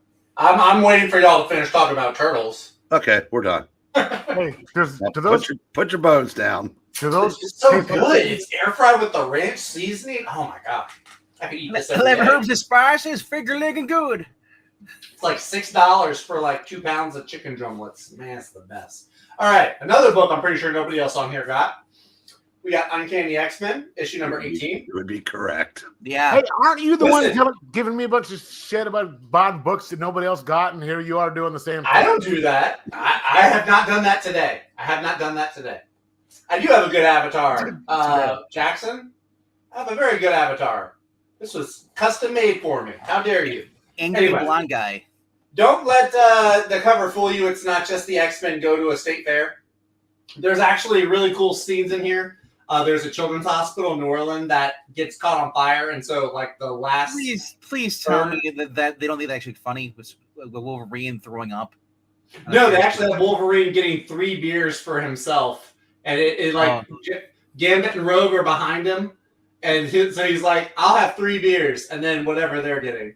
So that was kind of funny. No, Wolverine doesn't. That's just for comedic effect. Yeah, it's not really comedic effect. But no, the X-Men, I thought it was funny.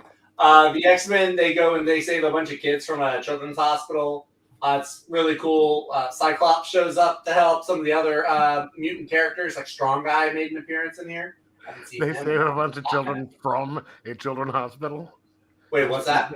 You said they save a bunch of children from a children's hospital. A children's hospital that is on fire. Yes.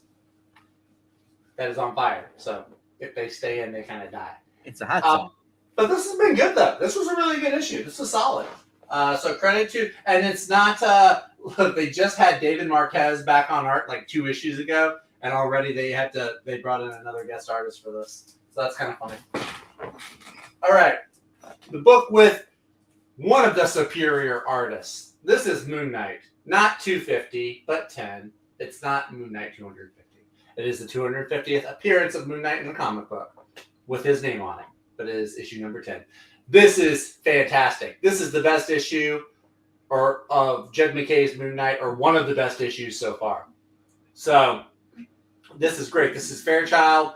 He's panicking. He goes and he hires out almost all of Moon Knight's rogues gallery that he's acquired over the years to keep Moon Knight and his friends off of his back. And so Moon Knight takes on one. Everybody kind of gets their own fighting partner. Hunter's Moon gets somebody, which is really fun to read. The exchanges between them. Tiger gets somebody. 8-Ball fights the Jester, and it's fantastic. It's a match. It's a goofy, fun comic match in heaven. It's just so much fun. Moon Knight does eventually catch up to Fairchild. They have an exchange. They come to blows. Fairchild does get away, but I mean, this was just fantastic, and it sets up going forward. I was kind of thinking, big landmark issue. Maybe this wraps everything up and Moon Knight ends at this, but clearly MacKay has more in mind, and you kind of get little hints of that if you go and read like the letter section too in the back. So this was great, though. This is the Marvel book this week to get. And then my top 3 is all DC. So we've got Justice League Unlimited, number 9, which was really cool. Dan Mora doing some serious heavy lifting with the artwork in this. This was fantastic art from Dan Mora. Mike Allred. So much better than Mike Allred. There's a scene in here where you see like 6 or 7 different Supergirl outfits from different points in time, and they all it's kind of like if like you ever see Double or Triple, it's kind of that effect, but like 6 or 7 different. Used to be a nightly occurrence for me, Zach. I was trying not to leave. Not sure where you're going with that. I was just about to say the same thing. I was trying not to lean that way out of respect, but this was great. I really like also. So between this and Superman, there's a lot of. I appreciate this. There's a lot of canon that they're sticking to. So stuff that happens in this, it doesn't contradict or go against anything in Superman. They actually gel together really well, which used to be a common thing. Now it's like if it shows up, we have to be like, oh, that's neat that they did that. But yeah, this was fantastic. This was a really good issue of Justice League. I'm really excited to see where it goes moving forward. Speaking of Superman, like for example, you see Time Trapper here on the cover of this, but he kind of takes off, and we don't see Superman in Justice League at all. It's because they kind of explained they didn't want current day Superman being close to a time displaced Superman because time travel rules. You're not supposed to be in the same room or something with yourself. So they had Superman take off and go be absent, go be somewhere else. So we get to this and we find he's back in Smallville. Pretty sure Binkman covered this already. He runs into evil Darkseid Saturn Girl, who, kind of hallucinates and tricks him, shows him the deaths of all of his friends and family. And then Darkseid gets really pissed off at her and like does this whole kind of like drag me to hell sequence where he like pulls her into the planet. It's kind of gnarly, actually. That was one of the gnarlier scenes in this. But then, yeah, Time Trapper shows up. If you remember, Time Trapper is Doomsday, just like way in the future. So it's kind of interesting seeing the two of them together. And yeah, Superboy Prime shows up at the end of this. That little turd. I'm very curious to see what they do with Superboy. I did not like that character when I was like first getting into like DC Comics and reading Infinite Crisis and everything. I thought he was a good villain, but I did not care for him. Final book of the week though is Green Lantern. Good Lord, this book is good. This is just fantastic. The interactions between Hal and Guy and Carol, and it continues some plot threads that were over from Green Lantern Corps from last week. Some, just a whole bunch of stuff. Jeremy Adams, Robot Girl from the animated series is in this. The stuff going on in Jump World, all of it is just fantastic all throughout this book. Did you just the last three? Did you know that's a wraparound cover, right? Is it? Yeah. It is a wraparound cover. How about that? We get Kilowog and Guy and all them. See, those of us who aren't spoiled with the comic book store getting us in the bag and board. Actually, I had to bag this myself. How did you miss it then? Because I was counting 11 books that I had in my pull box. This is like halfway in there, so I'm going, okay, 1, 2. She was too busy going, man, I can't wait to read the history of DC Universe and get some sweet Mike All Red art. Breen, he never would would have. Know it was Mike All Red art. Else he never would have survived the 90s and the 80s when you're pulling like 20 books. That's true. But the books were also like what, $2 back then. It'd still come out the same price. Exactly 20 books at $2. That doesn't have any effect on whether or not you notice a wraparound cover or not. Some of them were like $1, 75 cents, 50 cents. I started when they were 50 cents. 15 cents? 50. So Green Lantern is definitely one of the books that you really need to be getting from DC. It's really, really good. All right. I do have a few back issues and a few other books I picked up when I was in Chicago over the weekend. Went to a comic shop up there, which was really neat. I think it was the coolest comic shop I've ever been into. It's like this little apartment building that had been turned into a comic shop. That had manga, just all kinds of stuff. If I move to Chicago, you can find me there.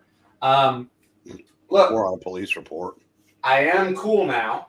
I did pick up the Superman Treasury comic after hearing everybody praise it like it was the second coming of Stan Lee. Decided to pick up. This is the cover that they had. It did not disappoint story-wise. The art in here is fantastic also. Parts of it are just like, hey, this is a retelling of Superman's history that we've seen, but the story part is really good. I really enjoy it. Have you ever read the Alan Moore story for The Man Who Has Everything? Exactly. This was just like a slight variation of The Man Who Has Everything. It was definitely inspired by that. Yeah. Except instead of showing him the things that he really wanted, it was like, oh, we're going to take those things that you really want away and show you what it's like to give it to somebody else. I definitely thought about that as I was reading. I was like, this is definitely borrowing some from The Man Who Has Everything. Also picked up the little compact manga size collection of Superman Batman. Jeff Loeb, Ed McGuinness, Michael Turner. I think I'd read through the Jeff Loeb story before, but I never read the Michael Turner one. And so this is really fun. If you haven't got one of these yet, this is a really good one to start with. This is just fantastic. I want to read through it again. All the little fights and all the story. The Jeff Loeb story is a lot of fun. And then I have also 3 back issues. Just kind of fill in a few spots in my New Warriors collection. So we got New Warriors issue number 28. Then we have New Warriors issue number 38. Hey, what's screen time? With Rage. And then, finally, we have issue number 47, which I think is the coolest cover. It's like the whole team on there. So, really excited about that. I've been looking for some more New Warriors books to fill my collection in. So, That is everything. Wow, I just read real quickly. As it says, I just read this issue. They're locked inside this like PetSmart Pet City place, and Pet City. They tell them how they ran out of food, like when it first the outbreak started out, and they said they ate the fish and then they ate the birds because they're gonna die anyway because there was no bird seed or for them. And then the youngest one, Lord, discovers that this room they're not supposed to go in there, and he's like, oh, he's all covered in blood. He's like, you're not supposed to be in here. He comes and he says like, because they're wondering, there's a lot of kittens in this place too. You know, there's the mothers are having kittens, baby stuff. They're eating their young to stay alive. Yeah. The mothers are giving birth to babies, and then they're using the babies to eat them to stay alive. Yep. Don't do that. Really messed up. Well, because they can't go outside because they're locked in this place. Yeah. Well, I'm just saying it makes sense. Animals will do that. Oh, well, you've heard about like these the cat ladies that die and no one knows for like 3 that's weeks. Like to me, it sounds like you can have a woman. It'd be like a human situation, a zombie virus. So we're gonna have women like give birth to babies, and we're gonna eat the babies. Cannibalism. Blech. It's gross. But all right, for the second tonight, but the first time on here, you can see what Breen has. All right, I don't really count this as as like one of the books for the week because it's more or less like a textbook / company Bible type of thing. So, like I said, not a fan of taking the America off of Justice League, right, in the past tense. Because I said, especially I said in the JL JSA crossovers, that's just sounds stupid. But no, anyway, that's I said it's and like and this timeline will last until the next crisis, which will probably be 2 years from now anyway. Were they known as Justice Society of America at the very beginning? Were this Justice Society? Yeah, Justice Society of America. Just like Justice League of America, because they were in America when they formed the team. Maybe I'm thinking of like before Jeff John's JSA. I thought there was a JSA. They always had that table. But they're called the Justice Society, though, weren't they? Nope, it was always Justice Society of America. They had this giant meeting table that had it inscribed on the table. Yeah, and now it says 4-color fossils. It says right there on the poster. Yeah, exactly. It's that same picture, but the fake version. Number 11, Batman. Oh gosh, Hush 2. Takes place in continuity because Bane killed Alfred. They mentioned it in the book. Oh, I forgot. Fine, but I said it's. I said it's just weird. It's pick and choose what we want to put in. Look, what is it you said, Breen? That magical word, headcanon. Hey, well, as I said, it was head scratching for me because the fact that we're getting a Batgirl 50 moment again in this book, her going after Bruce, fighting him. Yeah, but I agree with her in this one because when she's talking to her dad. Because, well, if Batman saved Joker's life, he must have had a good reason for it, which is horribly out of character for Gordon.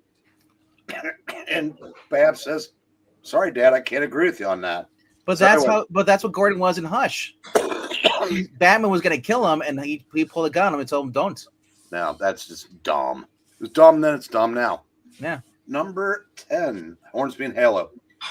They're putting on a school play, and the kids are playing the angel and the devil. Only the angel is playing the devil, and the devil's playing the angel. And it's just a fun book. And the person that takes care of that's looking after him has disappeared. And there's a scene where somebody. I'm getting my books right here. These two people that are looking out for they're involved in the kids' lives, but I'm not exactly sure what they're doing.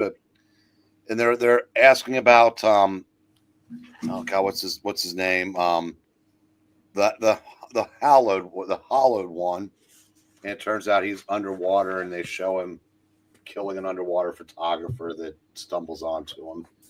But this is I like this book. It's a neat premise, and who's the writer for that? Peter J. Tomasi. So Tomasi is doing 2 books. He's writing that and Rockefellers, which I like better than Zach. I got some good. We still don't know why Raina wants to kill him. Yeah, right. We don't know that yet. We know that she and the brother had some tension, some disagreements. Yeah. Well, but... she's still robbing people or going, and she's doing something. She went to a building and then she killed some people and stole something. It sounds like she's all for technology, and he's telling her to be cautious. So I imagine something's going to happen to her, and then she's forced to basically go after her brother because he betrayed her. But He probably stole a device. But the best part, for those of you that can't get enough Pedro Pascal in everything you watch, good Lord, the dad looks like him in this book. So should I just go pull up the video from Graphic Man's live stream and we'll just play that? It's almost word for word. Fuck. Next, Exquisite Corpses. This is just, like I said, I've explained the premise of the series. All these these group of elites all have their hired killer. They send them to a town to rack up a body count and then kill each other off, and whoever wins, basically is set for life. And this issue focuses on, because this came with a trading card. Ooh. Nurse Pete. Ooh. Cool. Nurse Pete, they get to the hospital in the ambulance, and then he goes in the hospital and starts killing everybody. And he's going to kill the two people that he was in the ambulance with. He basically kills one, but before he dies, he injects him with some. I don't know if it knocked him out or killed him, but he's off the board, so I guess he killed him. Next, Fantastic Four Fanfare. Yeah, you're enjoying those. I did not get that one. You should. This had the best story of the 3 issues. It wasn't the Dan Slott one. No, but that wasn't bad. Okay. The second one was Tom DeFalco and Ron Friends. I saw the DeFalco. The Thing and Sandman team up. And basically, Sandman is pretty much a good guy again, but he's like fighting his, it's like trying to not be, but he is, because his instinct is to do good now. So fighting inner demons. Well, he had done a full face turn. And then John Byrne, who wants everything to be like it was 1962, changed it back. But then they said the wizard, manipulated his mind. So maybe he's finally shaken that off. But then the third story, that's Johnny, the one, huh? Yeah, Johnny gets this invitation to go to this planet to receive the award for sexiest man in the universe. And, Reed and Sue find excuses not to go with him, but they send Ben. And it turns out the invitation was for Ben, because Ben's the sexiest man in the universe. Yeah, okay. I may have to go back and pick that issue up. So if you got the other 2, this was the best of the 3 so far. Yeah, to clarify more on that, though, with the Sandman being a good guy, it was even in the Spider-Man cartoons, they actually had him become a good guy. Well, he was a reserve Avenger for a while. Yeah, he was. He was a member of he worked for Silver Sable. But I liked it. Even I forgot who was writing it, but back when it might have been Spencer, when he had to team up with Spider-Man because his daughter was actually working for Hammerhead as a bad person. So Geiger, we talked about that. It's still excellent. Green Lantern, we talked about that. Excellent. Very excellent. Justice League. I'll tell you what. Like I said on the other show, this book felt like it would have been. This book could have been in any era of the 80s and 90s when comics grew up, and as it is, this really. I wish there were more comics like this, because when you read something like this, and then you read some of the absolute garbage that from some of the DC DEI hires that don't have 1/100th of Wade's imagination or talent. Because I said, if in a perfect world, DC would have Wade writing half the books and Jeremy Adams writing the other half. And Williamson overseeing both of them. And Williamson, whatever they don't have time to do. But yeah, I'm really enjoying this. This series I'm starting to really enjoy this, and not just buying it because it's a Justice League book. I'm glad to hear that, because I know you were kind of opposed to like different teams being dispatched, kind of like that. Well, yeah, it seems like they've kind of gotten away from that, and For the most part, yeah. It's finding its footing. Huck, which I said I'm really enjoying this. I have no problem with him being basically he is kind of like the narrator of the story, so to speak, but it's like what happens around him. Mm-hmm. I mean, yes, he factors in when needed, but I'm enjoying this. I told the old man on the other show, if you told me 15 years ago that Mark Millar would be my favorite writer, I'd have told you were nuts. Yeah. But I've liked everything he's done this time around. Yeah, as I told Jeff at the beginning of our show, and talking about that book, I said I didn't care for much the first issue. I was kind of debating. It was that second issue pulled me in, and the third one just got even better. Yeah. Number 2, Superman, excellent. Same thing. This book would have been good in any era. And I said Superman and Justice League, which, like I said, obviously I ranked both of those higher than Green Lantern, which I really, really liked. So I mean, this obviously this is the best DC week of the month. Yeah, because I said probably arguably their top 3 books. It's 3 of their best books, honestly. Superman, Green Lantern, and Justice League are probably the 3 best books. What's better than any of those? I'm trying to think, and You can maybe say World's Finest, maybe. Not lately. No, there's since Mora came off of it. Yeah. Well, I was gonna say, like the last issue, the one where they went on the talk show, I didn't particularly care for that. Did you read the Bizarro World issue? Yeah, wasn't really all that gung ho about that one either. See, for me, World's Finest, when those first 20 issues, I was really enjoying it, and then I dropped the book because, like Zach, I got the point where I had so many books. I figured, like, well, it got cheaper to get the trade. But the only book that's better than everything out this week, I know your buddy West is just going to be gushing about this book. He loves Superman. No, I saw right there. That one. Oh. And yeah. And he was 41K West. He just stumbled on stop clock and all that. He was right. He tweeted about this morning. Yeah. He said best book, best title of the year, I think. Well, I said best book of the week, and I think this is his title. It's mine too. It's a really, really good story. This villain is basically trying to take over everybody's mind and form a collective, and he's using blip with actually, it turns out that's an acronym or whatever the initials, whatever it is. I forgot what it was now. So the villain wants everybody like the comic book Bone.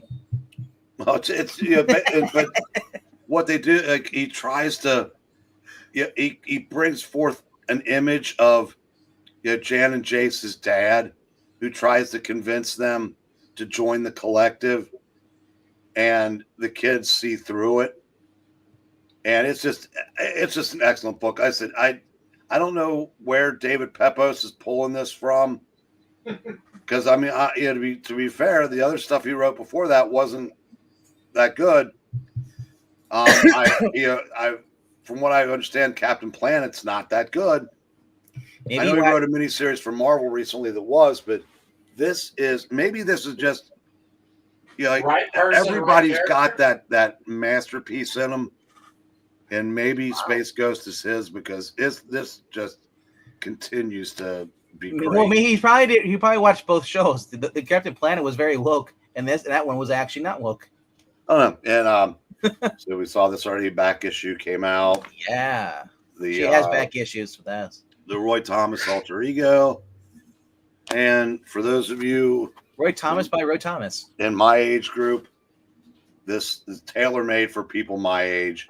I mean, I can see where, like I said, Jeff probably the only other person here that would appreciate this at the same level I do, because it's just The Fugitive.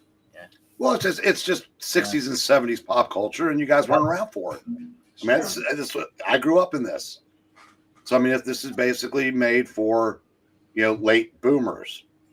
I was around. I was just waiting my turn. I had to wait, getting a number in heaven. That's right. You had to wait. You had to wait to get born. Yep. But I mean, there's some things in there that I mean, like someone did an interview with Barbara Eden from last year. Wow. Which I thought was pretty interesting, that she's still, sharp enough to. I mean, she's still sharp as a tack. She's well into her 90s now. And that's a shame because because you see people doing like con walkthroughs, and she's there signing stuff, man. Yeah, I mean, because really, if they, there are, I think, 3 cast members of Star Trek still breathing. Robin and Catwoman are about the only people left from Batman. Barbara Eden's the only cast member of I Dream of Jeannie. Everybody from Bewitched is dead. Just telling my mom the other day, I was like, man, all the shows you watch are grown up. Like, if they're young, they have a chance of being still alive today. Okay, perfect example. Yeah. What's his name? Jerry Mathers is still alive. Yeah. But the guy that played Wally died in his late 70s. Eddie Haskell's dead. Yep. Yeah. He's the only cast member still alive. Wow. And it's just like I said. I mean, the people that like the people we grew up watching, they're almost all gone now. Is Dobie Gillis dead too? Oh God, yes. He was played by Dwayne Gill. Oh no, he only died about a year ago. Yeah.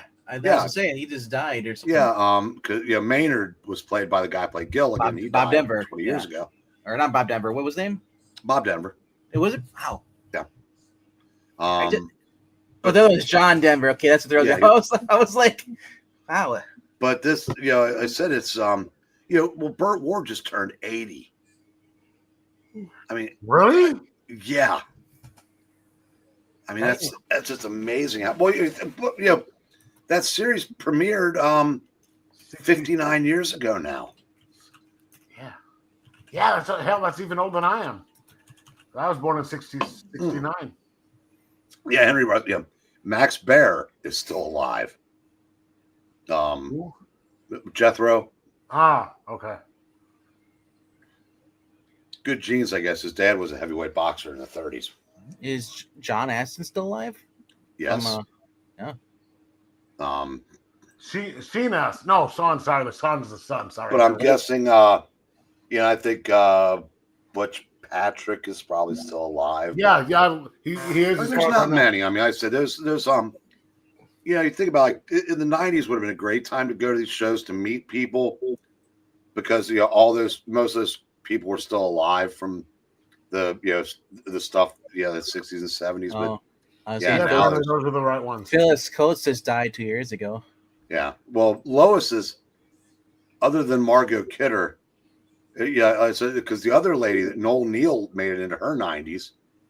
And I think Joyce Randall. Both of the Lois Lanes. Joyce Randall just died. She was the only one left of the honeymooners. Yeah. Sarah Douglas is still alive from the original 2 Superman, isn't she? Yeah, but she's not in good health at all, I don't think, anymore. Let's see here. Dawn Wells, she died. Tina Louise is the only cast member still alive from Gilligan's Yeah, Tina Louise, yeah. Is Robert Clary? But most of them aren't doing. Yeah. I mean, most of them aren't doing. Like, June Lockhart's still alive from Lost in Space. She just turned 100, or is right about, or just about to. But, I'll give you an idea how old she is. Zach, she was a young adult in Meet Me in St. Louis. So this person did 1944. This person called a list 12 years. They created this 12 years ago, and it says the last surviving cast members of TV shows. They had the only one alive on this list. There's actually 2 alive in here on the list of 9 people. Betty White was one of she's dead. They also had Phyllis Coates, Joyce Randolph, Max Baer Jr., Robert Clary, Dawn Wells, and Tina Louise. The 2 on the list are still alive. It's Barbara Eden and Lou Ferrigno. Well, it's funny. The last 4 surviving members of the Mary Tyler Moore Show died within a year of each other. There's no one left from that now. Well, I thought Mary Tyler Moore, she's still around, isn't she? She died 15 years ago. Oh, really? Yeah.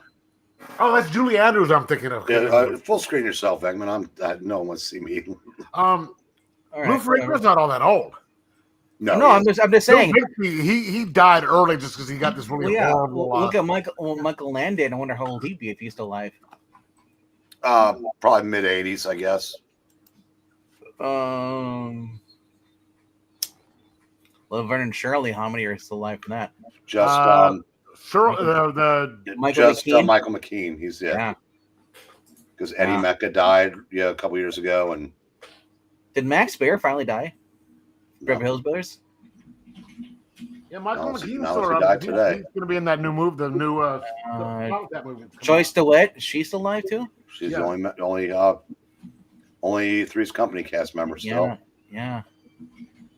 Jerry Mathers. That's it from Beaver. Pam Dauber. She's not that old. No, I know, but I'm saying she's the only one left in that whole entire group. It would have been her and Rob Williams, but Rob Williams chose to, what he did. John Aston's still alive, and he's the only surviving member of the Addams family. But the kid might still be alive. No, Butch Patrick's still around, I think. Is he? I think so. I know. Well, when Butch Patrick, he was Munsters. Yeah. Oh, yeah. Okay, never mind. But Wednesday and Pugsley might still be alive. Yeah. Todd Bridges, Different Strokes. Yeah. Is he still? Dead? No, I think he's still alive. Todd Bridges. Well, then he's the only one that's as I said, I'm looking at a famous. I was looking at a list of people. But this is like created last year, though. But the point is, like I said, now if you go to these shows, the old timers you meet were from shows in the '80s, because Lee Majors, even though he goes back to the late '60s, he's pretty far up there. He's in his '80s now, late '80s, I think now. But yeah, I wonder if what was that one you want? You want with the guy with the gun? Is it called? No, start the S. Sledgehammer. Sledgehammer. Is he still alive? Yeah, he's 80, but he's still alive. That was a great show. It was. Yeah. That was just they're basically doing like the Naked Guy, the Police Squad remake, sort of. Oh, the guy who played Tubbs on Miami Vice. I forgot his name was like Michael Thomas. Yeah. He's still active on Instagram every once in a while, and like somebody had basically said like it's kind of sad how your career didn't take off after that show, even though you were one of the reasons why that show was so good. He was older than Don Johnson, wasn't he? I think so. Yeah. But Don Johnson. They're all still alive, as far as I know. I mean. Yeah, they're both alive. Even Edward James Olmos, and he's still around too. Yeah. One of the other set of cops, I think one of them is dead now. Check for the two guys. Yeah. Jackson. Well, before I die, I better get off the show. Have a good night. Oh, Carol Burnett. I didn't realize Carol Burnett was still around. Yeah. Yep. She's still functioning. Wow. Yeah, so, she's in great shape. Clint Eastwood's 95. I thought he was 99 already. That's Dick Van Dyke, I think. He's and it's kind of funny. Speaking of Dick Van Dyke, you know how you have the closed captioning and you could change. You could do the edited version so it doesn't show dirty words. I'm not sure if this is true or not, or it could just be a joke. But whenever Dick Van Dyke's name comes up, it says Richard Von Lesbian or something like that. Now there are some people, like on that show that had great longevity. Rose Marie made it into her 90s. Carl Reiner made it into his 90s. Michael Douglas is 80 years old. I can't. And every time I see him anything, I think he's like 90 plus. Yeah, Eva Marie Saint is still alive. Kim Novak's still alive. Yeah, Eva Marie Saint. She was the female lead in 2 of my top 10 movies of all time. Both, like one of them was from 1954. Yeah, Paul Michael Glaser is still around, as far as I know. Yeah, he is. Then Antonio Vargas is still alive. He was so cool. He was in I'm Gonna Get You, Sucker. He was in All My Children for a bit. Robert Wagner is 95 years old. Yeah, Robert Duvall's still alive. Robert Wagner, he killed Natalie Wood, by the way. Tippi Hedren is 95. Rita Moreno, 93. William Shatner still alive? Yeah. Wow. Mel Brooks is 99. Shatner's up late 80s. Sophia Loren is 90. Shatner's 94. Really? Yeah. Okay. Yeah, 94. Jane He Fonda still seems to be functioning pretty well too. Yeah, he's in a good.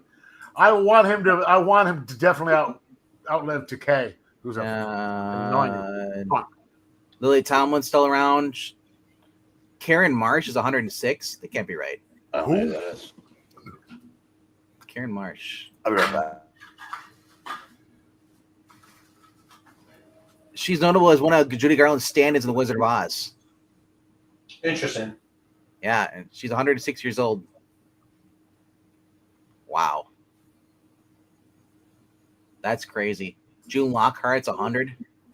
Tip your head when she's for the birds. Oh. Yeah. Rosemary Harris.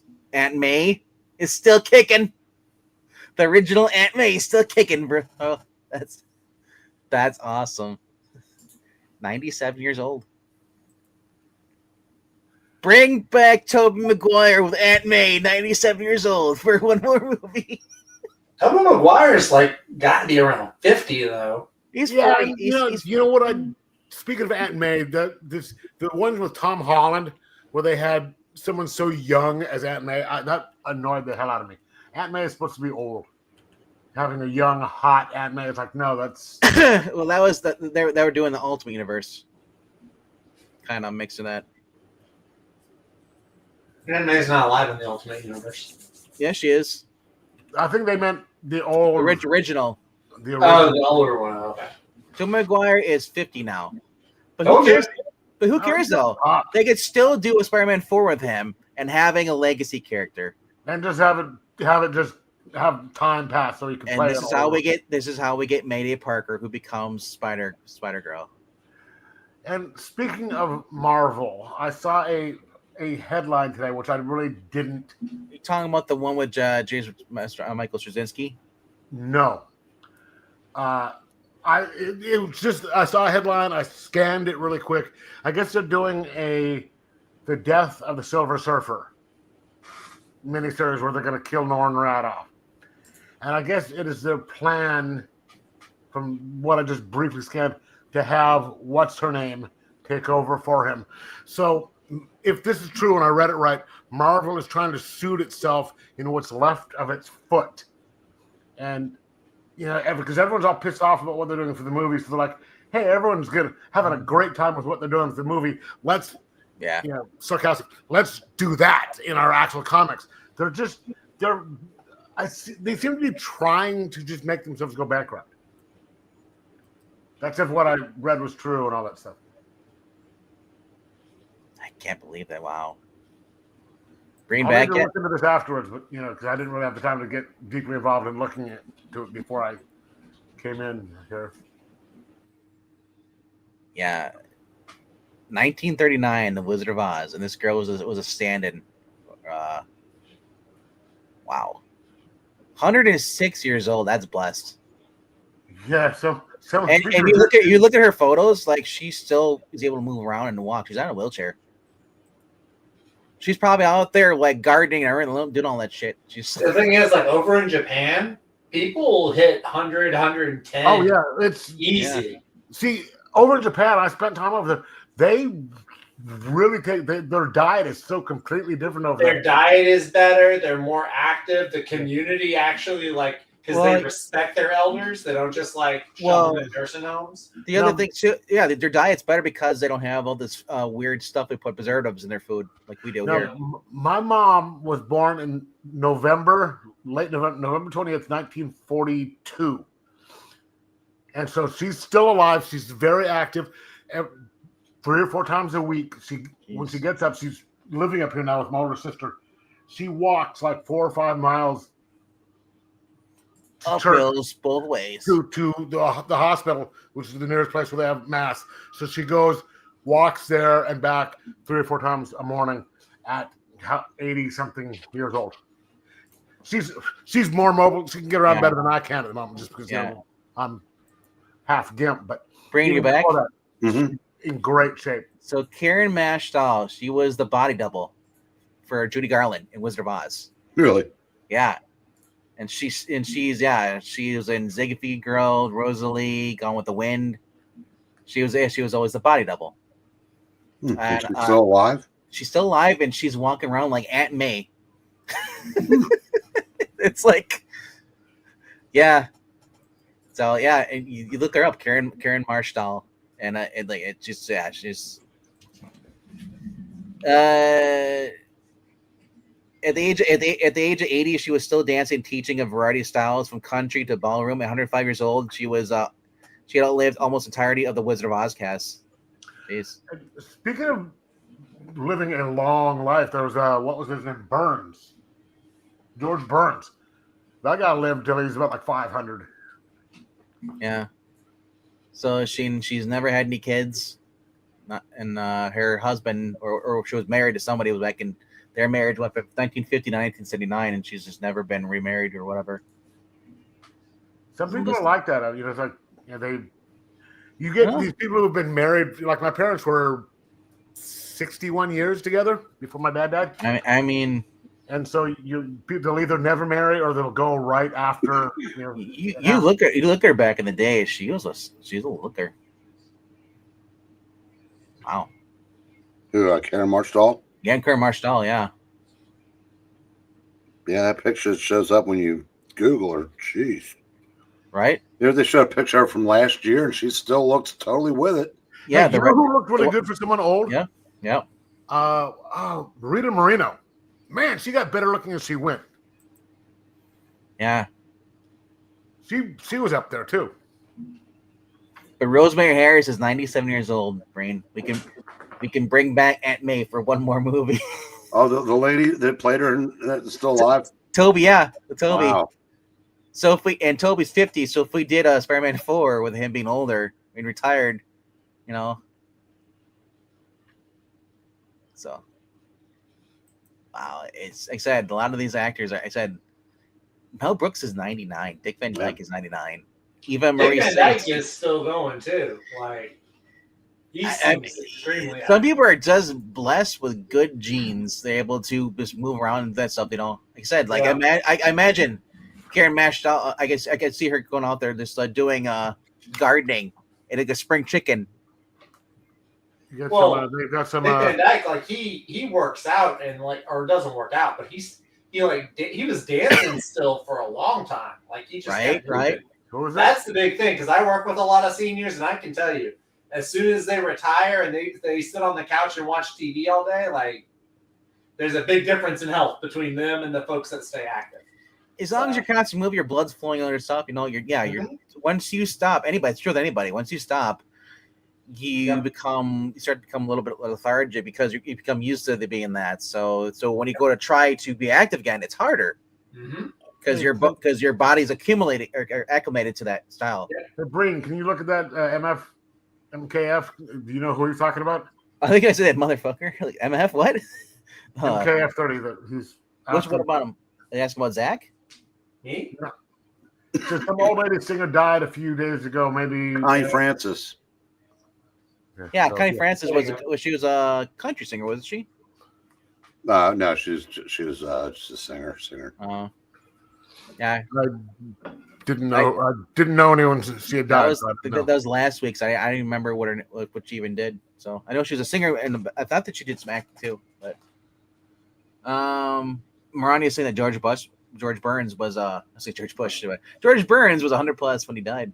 So yeah. But remember, like back in like the 40s, if you made it to like age 50 or 60, like that was it. That's what they really expect you to like live past 60. Our life expectancy. Well, see, a lot of it right now is drugs that are doing it. I mean, not the Aussie type of drugs, but we gotta use nanobots. That's what's keeping a lot of people alive these days. That's I need self-replicating nanobots in our bloodstream. So we can do an Iron Man suit? No. So we can defeat Superman. We can just puke our blood into his mouth. Kind of like what the engineer was doing. She was putting her body into his mouth. I want to put my body in her mouth, but oh wait. Did you see what she looked like before they in the movie? They really like made her less sexy. The actress. The actress made her less sexy looking. But you see her before that, how with her hair was not in cornrows and stuff. She actually looked really good. I'm like, why didn't you just leave it like that? You know, like because that's the Marvel movies and a lot, or it's actually a Marvel movie, but a lot of the movies these days are doing what Marvel and some of the other comics are doing now is they can't have a woman be good looking. Ridiculous. Lois Lane was very good. The man gaze thing. She's all right. I think right.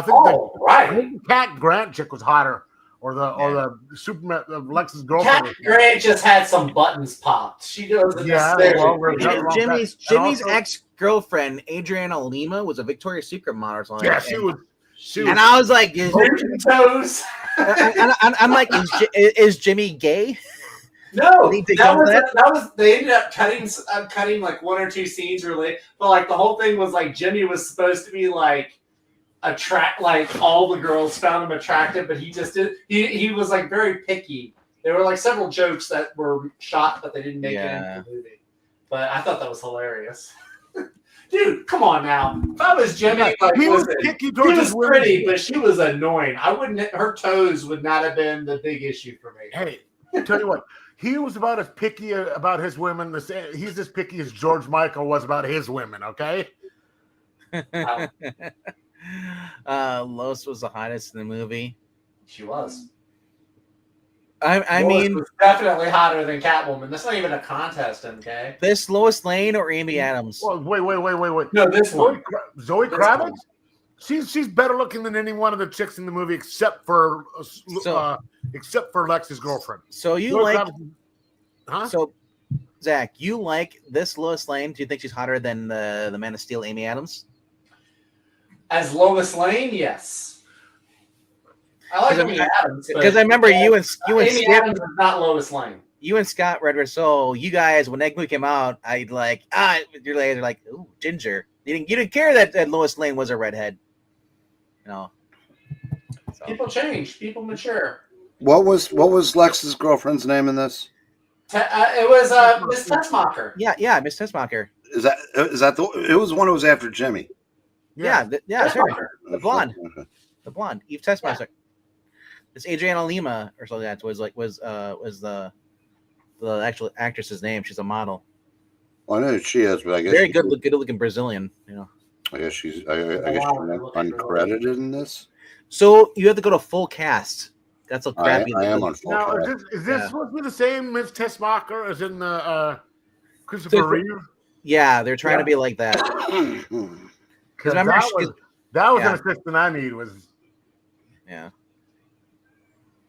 one of the funniest scenes in that movie was when Cliff, the mailman. Sarah Sampaio played her. Wasn't Adrian? Sarah Sampaio? Either way, still hot. Yeah. The burn ears are man. They colored Lois' hair more reddish. Her hair was more auburn than black. Is brunette. She had a brunette hairstyle in the early 90s. It wasn't even in Byrne's book. It was in the other books. But yeah, Cat Grant is kind of. I wish that's one of the bigger downsides of this movie, as because we have to include the Justice Gang or the JSA. I call them basically, their version of the JSA. Literally, it was the same thing. Black Adam. They bring in these characters and they just kind of like pull away from the main character. I would have rather seen Clark more in the Daily Planet, interacting with Steve Lumber and all them. That was. I hope there's more of that in the next movie. Yeah, because I'll get back to the joke I made last week. I spent most of the movie feeling like a Phineas and Ferb character, going, "Where's Perry?" Yeah, he wasn't on until the end. Yep. And good night, Henry. Later, Henry. Yeah. I guess that's the one thing I said. I don't want were they legally not allowed to call them Justice League? Was he? That's why they could make, or is it because he wanted to do the joke? Probably wanted to do the joke. Yeah. And there's only 3 of them. Yeah. Which is That's surprising because James Gunn, he normally doesn't do funny stuff. Yeah. Or attempted funny stuff. No. Like I said, I hope hopefully next one is just focuses more on Superman and not bringing in any side heroes. Because to be honest with that movie, Mr. Terrific stole the whole show. Yep, that's one of my. It was good too. I liked Mr. Terrific in that one. The Lex character and Mr. Terrific were the 2 best parts about that whole movie. Well, if you think about that, that's his stated motivation at the end of the movie. It's never been envy. Look, that's kind of a tradition with Superman movies. Go back to the first one. Marlon Brando, Gene Hackman overshadowed Christopher Reeve. Yeah, it doesn't take away from Christopher Reeve's performance. And don't forget, David Cornsweet was playing 2 people. It's true. It turned out. And Christopher Reeve did a better job than. What do you mean? He was playing 3: Superman, Clark Kent, and the other one. Yeah. Christopher Reeve was a better Superman than David Cornsweet. What's that now? Christopher Reeve was better than Cornsweet. Nobody's arguing that. Yeah. Okay. No, I was just stating an opinion. But I would say,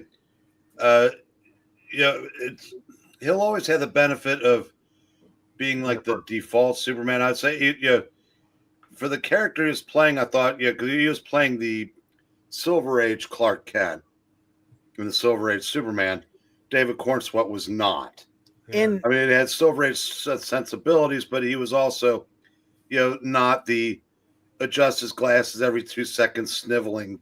So the Silver Age one you're talking about. That's Tyler Hoechlin in the CW Lois. Now, Growing Lois, which I really liked. I think Henry Cavill was better than Cornsweet. But Henry Cavill wasn't playing Superman or Clark Kent. He was playing super powerful alien guy. He was playing Kal-El. Yeah, he was playing the Kryptonian. He was playing Superman. He had his Clark Kent moment and stuff. It's just that no. Like I said, people say like, "Oh my gosh, that movie was so dark." This movie had dark moments just as well, and also had bright spots too. To me, they're kind of like the same. I don't think one's better than the other. So, well, I think that But I think when it comes to looks, I think Henry Cavill looked more like Superman. Yeah, but I think he had the best build for it. I don't know. It's Cornsweet looks like more like Superboy. I don't know if I'd go that far, but I said he looked like year one. I would not have done the hair the way they did his, but it's which version of when he was Superman or when he was Clark? Because it when got he was worse when he got Clark. Clark, I see. Did you notice in this issue they drew his hair just like Cornsweet's? No, I didn't. They did it. I hate the little mushroom top haircut that he had. That's horrible. Go back that's one of the many things that bugged me about that movie. That and the stupid dog.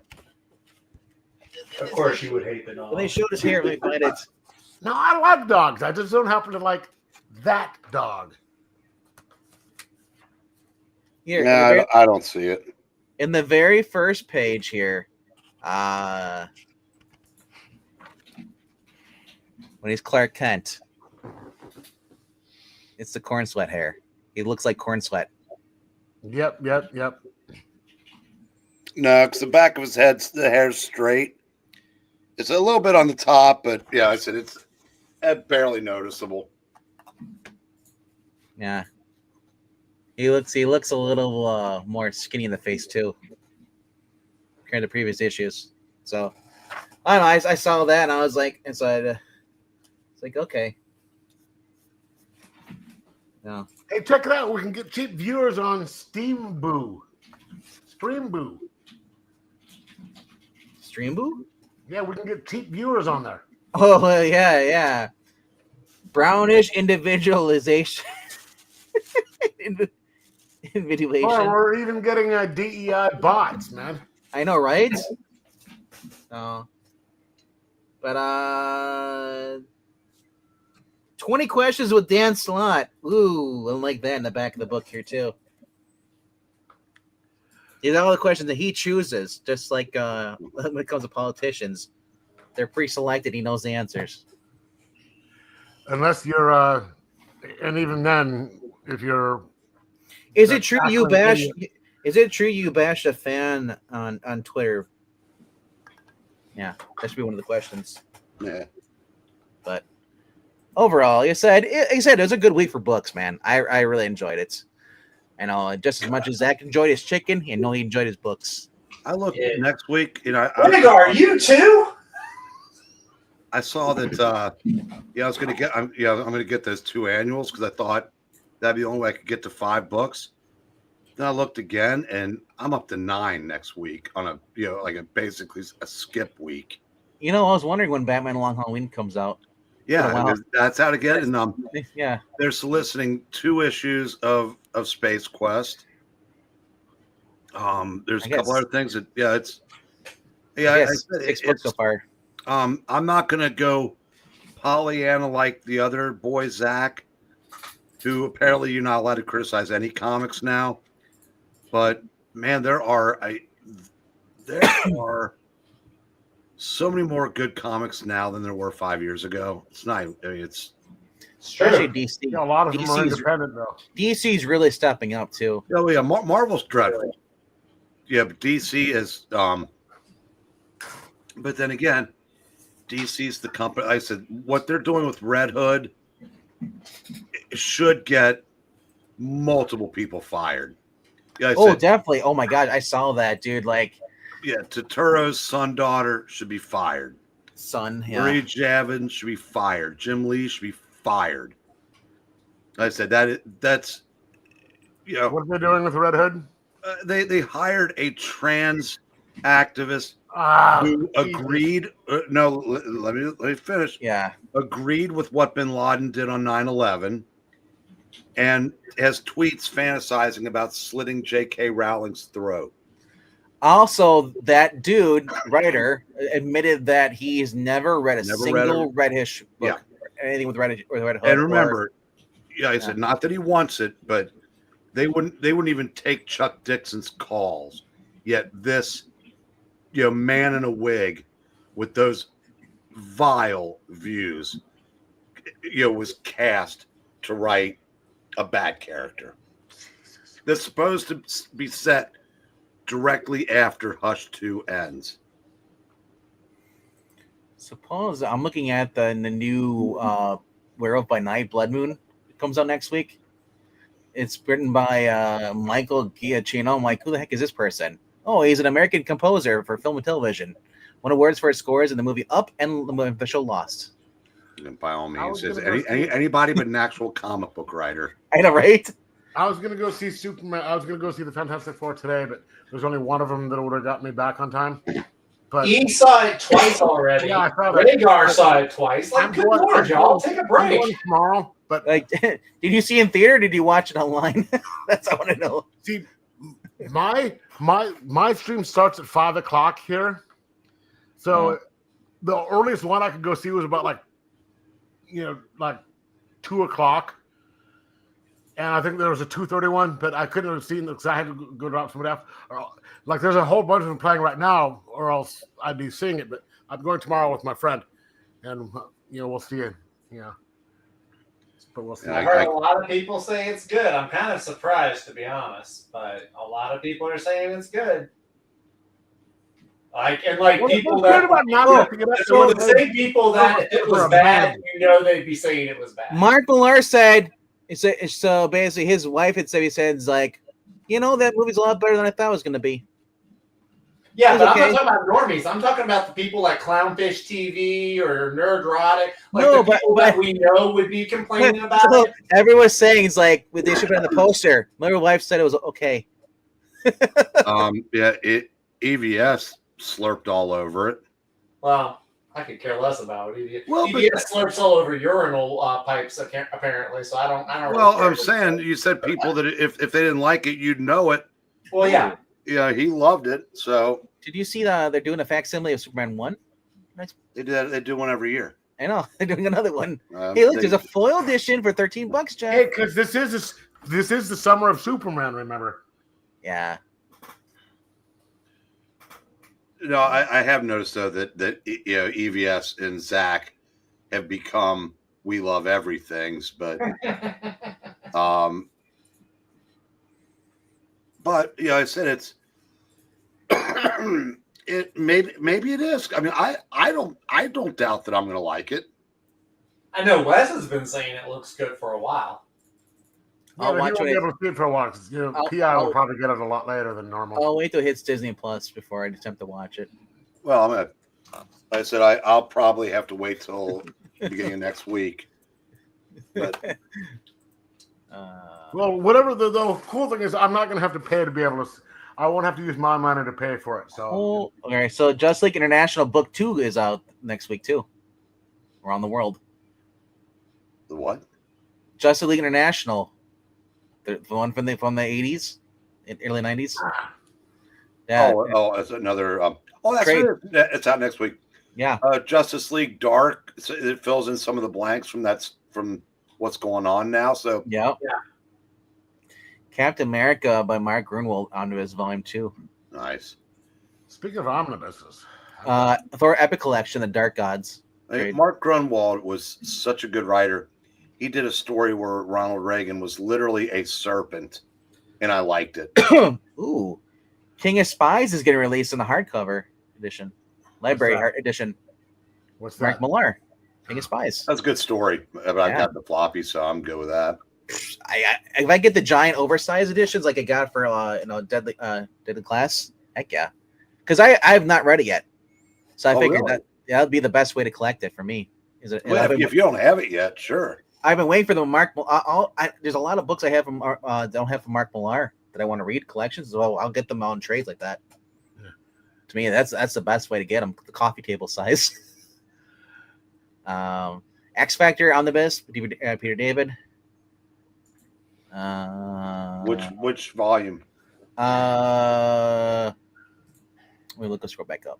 I have the X Factor, the original X Factor. This is volume 1. I have one of the original, the first run of it. I like the one from issues 74 through 91 is good, but the next time around, like 2004, it started with the Madrox miniseries. That was as good as it gets. That version.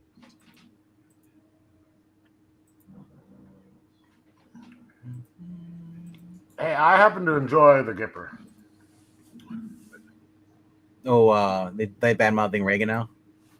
No, he was asking Breen if he was a fan. So yeah, this collects. This collects. Rhaegar. I don't know if it just fits. I mean, I'm sure he leaned left, but he wasn't a psychotic, progressive like most of the people writing today. So and he was absolutely a walking encyclopedia of Marvel knowledge. In fact, the time bureau that they use in the MCU now, that's based on Mark Grunwald. So you're saying that Grunwald is sort of like a Brubaker, who you sort of know he leans a certain way, but he tries to keep it out of it. But again, it was a different time.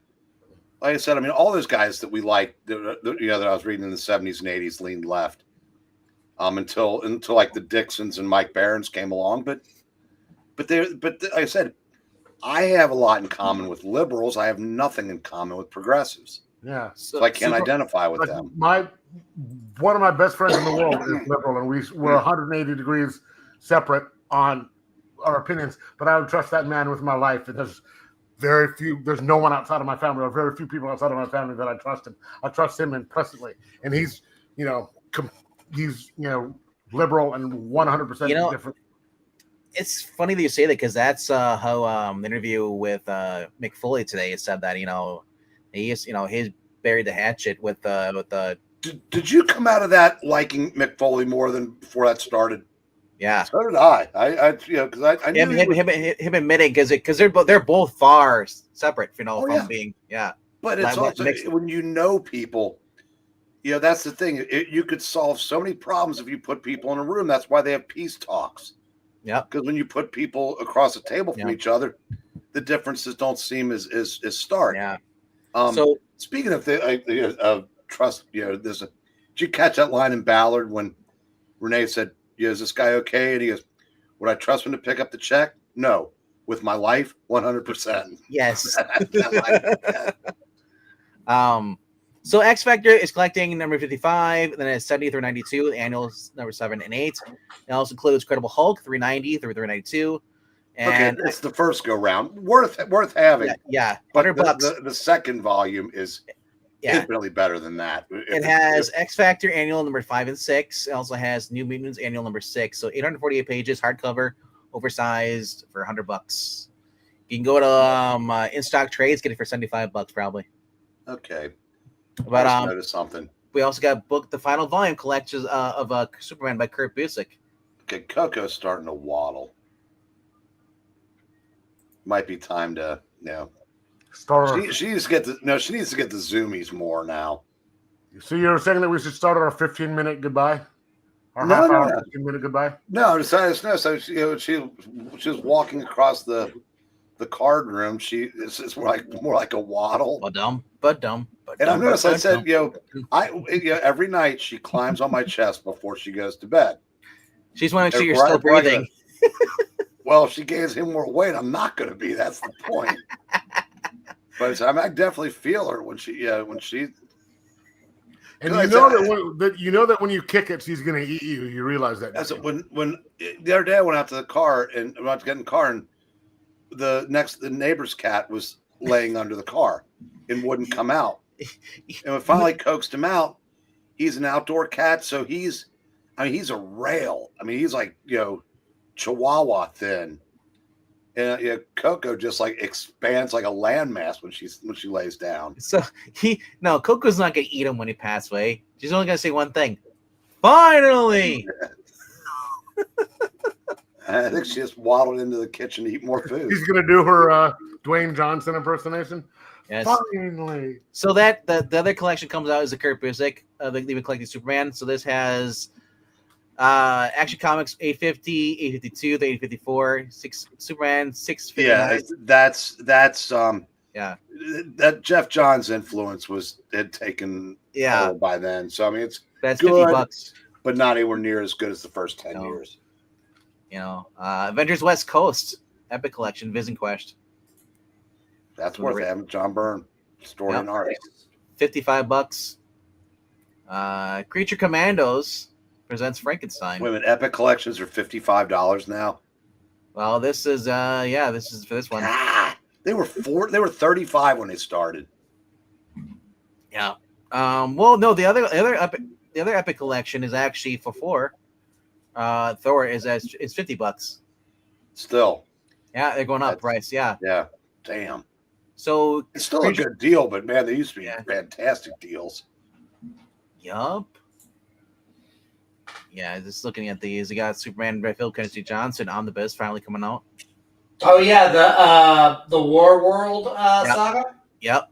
Yeah, I may pick that one up. I hear really good things about that one. Absolute Batman Volume 1, the Zoo hardcover is coming out next week or 2 weeks from now. Love it. This is on for August 6th. You also have DC New Frontier compact. Oh yeah. Yeah. I think I reserved a copy of that in my LCS. Wait, what's this? DC Finest Justice League, the return, because they got rid of America, right? That's gonna be $40. Dan Jurgens Action Comics Omnibus, Superman Action Comics by Dan Jurgens, collected. Dude, I'm all for it. Swamp Thing by Rick Veitch, book 2. Batman Nightfall Omnibus, Volume 3, $100. Fantasy 4 Epic Collection, Possession of Franklin Richards. There's a lot of cool stuff. ROM, the Epic Collection, Original Marvel Years, Volume 2. $50. Vampiro Archives is released again for $35. What volume? Volume 1. Yeah, I got a while to wait then. They just released that last time. I got it last time. Daredevil, 60 years. For the first 60 years, hardcover. And then we're getting some more. Okay. Then there's Vampiro Archives Volume 3, also slated to come out, $35. So they're releasing some cool stuff, you know. Hey, look, Red Hood Outlaws, Volume 4. Yeah, I actually lose interest once Starfire and Roy Harper leave. Ooh, Original Sin, $35. The Marvel story? Yep. Yeah. Oh, look, Marvel Civil War Premiere Collection for $15. Yeah. Gail Simone, Volume 2, Dark Artery. This is looking at trades right now. Let's see what's get anything coming out the next month. So, Batman Year 3, Superman's Pal, Jimmy Olsen, Deluxe Edition, hardcover for $50. Blue Beetle, there's his goal. Blue Beetle challenges the Red Knight. This is Golden Age. This is Joe Gill, Steve Otko, and Bill Franco. Wonder Woman by Phil Jimenez, Omnibus. Young Avengers, come on out. Dark Reign. Submariner, Omnibus Volume 1, hardcover. Wow. They even have the Gene Colan edition where he's running with he has his shirt on. And it says Tales of Science. It says like a beast at bay. And he has a Hulk behind him. Wow. So, like I said, there's still some cool stuff coming out, but a lot of it's back issues, you know. And there's nothing wrong with that. I mean, my shop sells more back issues than they sell the new books. And it's that, like they always said, like, hey, if the new books stop coming in, we'll still have money coming in from the back issues.